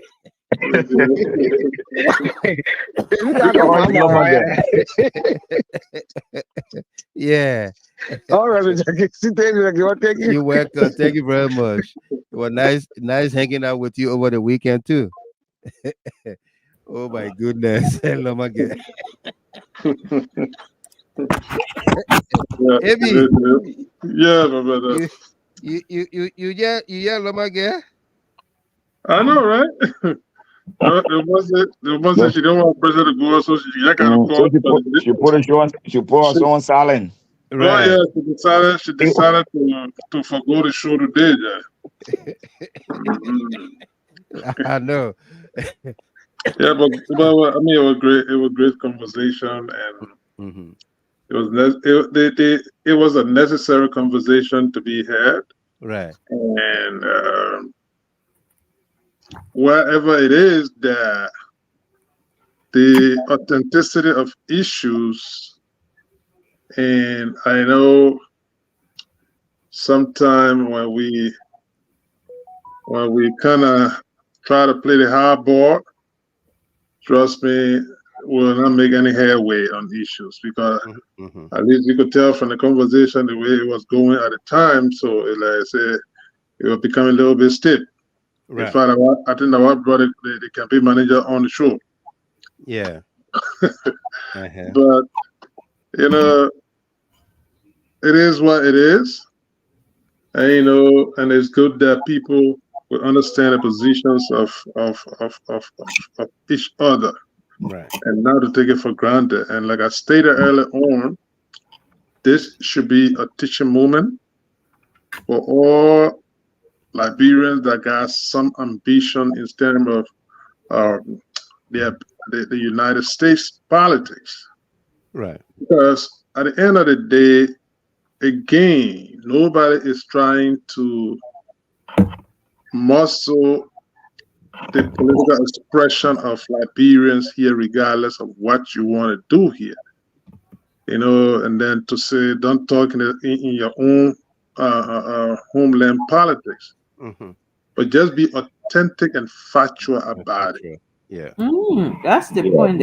Whatever we say here, we are not making up stories. No. Like, for instance, what continues it? Like Liberia's situation become every day is a brand new thing. Those are issues that has been discussed. We are not fabricating stories. Not fabricating stories, no. Because when you fabricate story, it's like you are deliberately trying to distort, the good things and then defame and destroy a particular person. Right. Only a propagandist is supposed to do that. But if you're speaking the fact, you're limited to speak the fact. You could be critical of any government. I don't care. Nobody's saying that the previous government was so infallible to mistakes or errors and things, but not to destroy them or through fabrications. Right. You know, that at the end of the day, you want to count on the very people, it complicates it. But it's good that he came with his own clarifications on issues or whatever it is. And I think realizing your mistakes down the road, whether it's genuine or not, but to alter it, in fact, it means to say somebody has come to the realization of certain things. You know, so we hope that whatever the situation be, you know, it's desert for these kind of conversations. So I don't want to take all of the time. I don't know whether we will get the time to talk on other issues, trending issues in Liberia, because I know We're going almost 4 hours, baby. we're going 4 hours here now, so no time. But just before I close, Yeah. I've been thinking about let the children play. I've not heard about her in a long time. What's up with her? Have you been Yeah. talking about it? I spoke with her just before the show Okay. because today is her 72nd birthday. Oh wow! What a Yeah. And coincidence! so What when a I went to coincidence! Facebook to get the birthday celebrants for today, I saw her Okay. name there. I said, "Oh, I gotta call the old man before." Man, what a coincidence. Okay, because Yeah. honestly, the last So 2 days or so, I've been thinking about. I said, but I've not heard about her in a long yeah, time. 72nd birthday. So I called her, Mhm. and then it was a happy birthday, but a sad story. Oh. Yeah, I called her. She was like, "Hey, big brother, like you know how she can call me, Yeah, yeah. Mr. Gamer. Uh, nobody called me. I lost my 43-year-old daughter. Nobody called me. My, Yeah." oh my goodness. I said, Oh, "What?" I was yelling on the phone. I said, "What, Oma? oh What you my Somebody talking call about?" goodness. us. I said, "I didn't hear it. Nobody told us Oh my nothing." goodness. Oh Yeah. man. And then she said, "Oh, somebody called me. They said, can I tell Mr. Gamer? I don't want to say the person name because I believe they forgot." Said, "Can I tell Mr. Gamer?" And she said, "Yes, tell Mr. Gamer, but the person didn't tell me. I believe she forgot." So Oh we man. must have talked for almost 20, My 25 minutes. That deepest what caused sympathy to us to be her, late man. on the show also. Wow. My Yeah. deepest sympathy, and then I've been Yeah. over positive. A I'm telling birthday you. is And she's currently in Liberia too. oh Yeah. So when I called okay. her on her USA Kentucky number, she was able to answer. I thought she was, yeah. She said, "No, Gamer, I in Liberia. I've been here almost 3 months now. I Oh came, wow. I buried my daughter. Yeah. Hey Yeah. man. Yeah. Yeah, because I've been wondering. I said I've not heard in a long time. Right. Well, anyway, my deepest sympathy to her, man. And when Absolutely. we get to that, please extend my regards to her too. And I we will. Yeah. honestly we are I here told her prayer with her. I will call her tomorrow. Yeah. Yeah. We are. Hmm. But again, it's good that at least it came to the you know, I had to ask a Yeah. question. I spoke about it at the beginning of the show. Maybe you Oh, guys okay. were not on then. Yeah. All Yeah. right. Even played a song for her by Rodney. Oh, Not Ronnie Rodney. Down, right? Yeah, Okay. Lord, I gave you praise. We'll play that song for her Okay. to console her, Oh, okay. be her Thank family. Yeah, 43-year-old daughter. wow, I man. think I I think I think that's want to rush out message of the program. I think she probably crying or something. I will check on her too. wow. Yeah, sad story. Wow. Yeah, Anyway, again, my sympathy to her, man. absolutely. Yeah, Man. God. sad. Yeah, but thank God that she's fighting it through, and Mm-hmm. may God guide her through, and then at least take her to, console her in that direction too. God, that's a tough one. All right, my brother, but it was a great show. I know the other things we'll talk about it in subsequent time. Absolutely. Yeah, Tamasa, but the take white it man. away. Yeah, Yeah, let me let John AB to also extend my deepest sympathy, man, to our mother. yeah, Yeah, I mean, it's so sad. 43 years old. absolutely. Um, yeah, we pray that God will strengthen her Yeah. Mm-hmm. Mr. Gilmore, it was a great show. Yeah, I think to have Roth on the show, I think it was good. Because sometimes it's good to listen uh, to people, listen to them and hear from their own self and those critical issues being raised and let it address it. That was good. If we want to promote our country, I think such a thing is better. And one of the strengths in this that I want to commend you and to commend the CLN family and the GHT family is to be so tolerant, to accept and Honorable Russell on the show and for him to have the opportunity to speak Right. to us. I think that was good and our people trended very well. And I want to extend gratitude to them too for Yeah. the People spoke way their they minds. express themselves, yeah, Yeah. in a civilized In way. a civilized manner. Yeah, Yeah. I think it was good. I just want to salute them. Right. Uh, but yeah, Mr. Gilman, I think yeah, anything you want to do, one thing that's a lesson I want, the campaign manager to take, in a LeBron setting, we all would like to apologize and also to extend sorry, but we want to back it up. Yeah. And once you come to say I'm sorry for this reason, Mm-hmm. period. Whatsoever come from there, continue to say I'm sorry. I'm sorry. Close Yeah. that chapter and move to another level. It is Right. very important. I learned a lesson from there. At elemental man, whenever you reach to the point to say sorry, do not defend. No Continue with defense. your sorry and Yeah. move ahead. It is very profound to do that. But that's it, Mr. Gilman. That's it. Let me say thank you again and thanks to all of those, that trended, especially to Sarah. Sarah did extremely well initially with you. She was at work and she was there.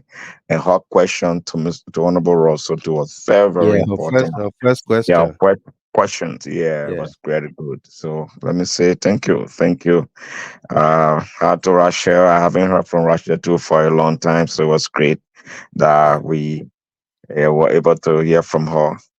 I think Rachel said, I must say, I'm being around too for quite long, so let me just stop it that way. But it was great. Absolutely. Yeah, it was great. It was great to Right. watch me to be on the show. Thank you so much for the opportunity. Thank you Always very to be on the global stage. Thank you very much, Dilana Tamasa and everybody else. Thank you for your time on here tonight. Also, we'd like to say thanks to Mr. Rosa and his team for coming on here, gracing our platform and talking to us. Most especially, all of you follow Rosa uh, on the various shows and platform. You never heard him apologize or say I'm sorry or even say I regret. He never did. But he came here and he did apologize and said that he regretted those things. All right, that's what made this stage, this platform, different from all others. We don't go after people because we don't like them. All right, no, we don't. We go after people based on the issues.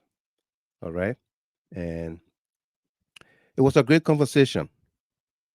It was a great conversation. Whatever the case, whatever the issues are, the Concerned Liberian Network will convene a meeting. This weekend is July 26th weekend, and uh, uh, who this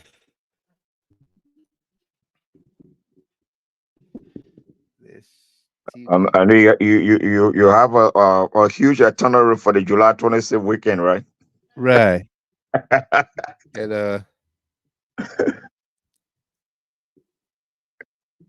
I don't know what happened, but Hmm.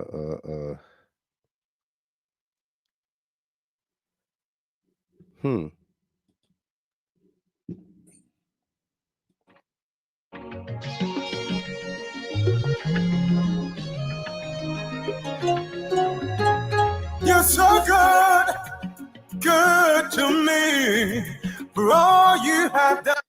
Folks, I don't know. I don't know what happened, but we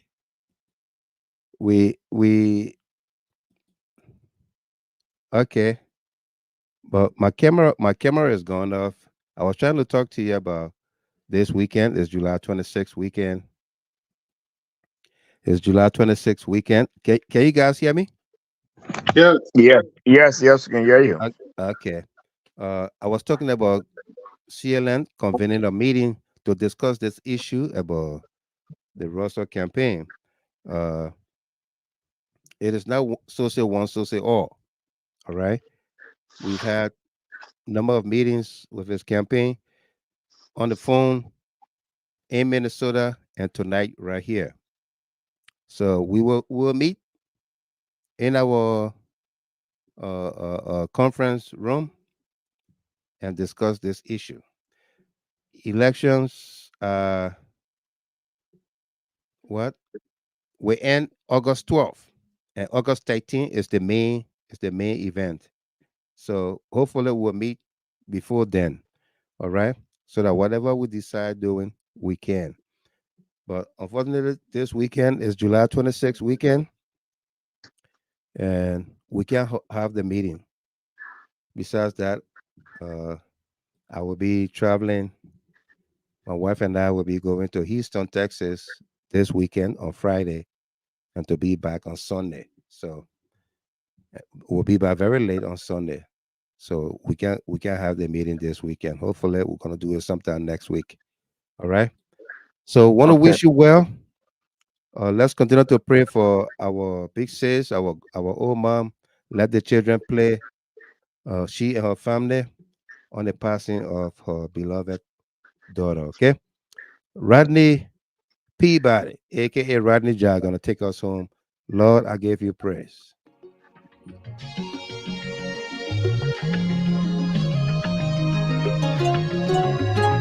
You're so good to me for all you have done. Lord, I give you praise. You're so good to me for all you have done. I want to give you praise. Mas SPP said because we forced him to apologize. For all you have done. Miss Zene, yay, boy, you Zene. Deep condolences to Let the Children Play and her entire family. It is so sad to hear about the homegoing of her beloved daughter. May Jehovah God grace cover her and give her strength during this difficult time. Even Sly, good night, my brother. Thanks a whole lot. Mas SP, my deepest condolences to Mama. Let the children play. May her gentle soul rest in perfect peace. Amen. Ali Bagayogo, civility and honesty is hallmark of Gina Hard Talk. CLN, absolutely.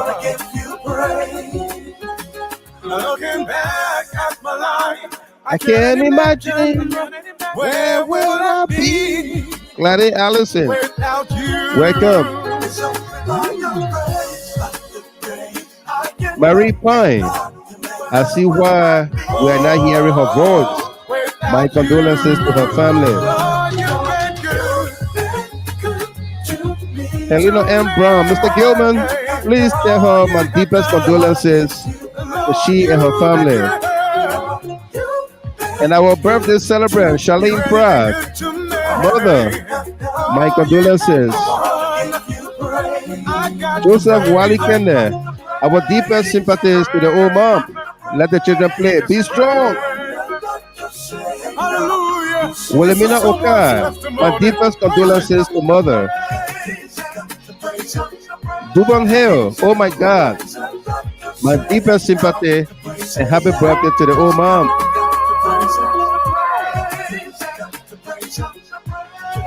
So, man, Salihu, how you doing?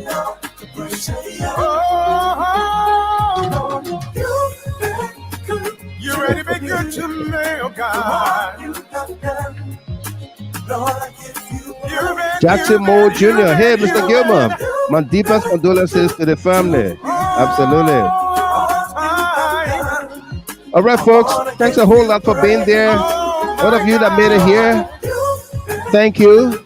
Let's continue to keep hope alive, keep our communities together.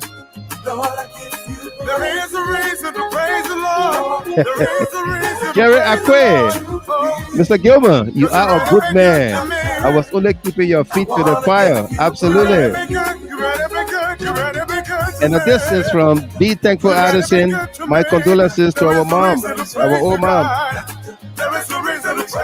All right, folks, join us on the FM dial. Again, thanks a whole lot to all of you, our team of panelists and analysts, our guests, all of you that share the video, that channel with us. Thank you very, very much. You guys have a wonderful, wonderful time. We'll catch you tomorrow. We're going to have a special edition on here tomorrow, okay? Wow, Michael Gilman, Betty, bless and good night.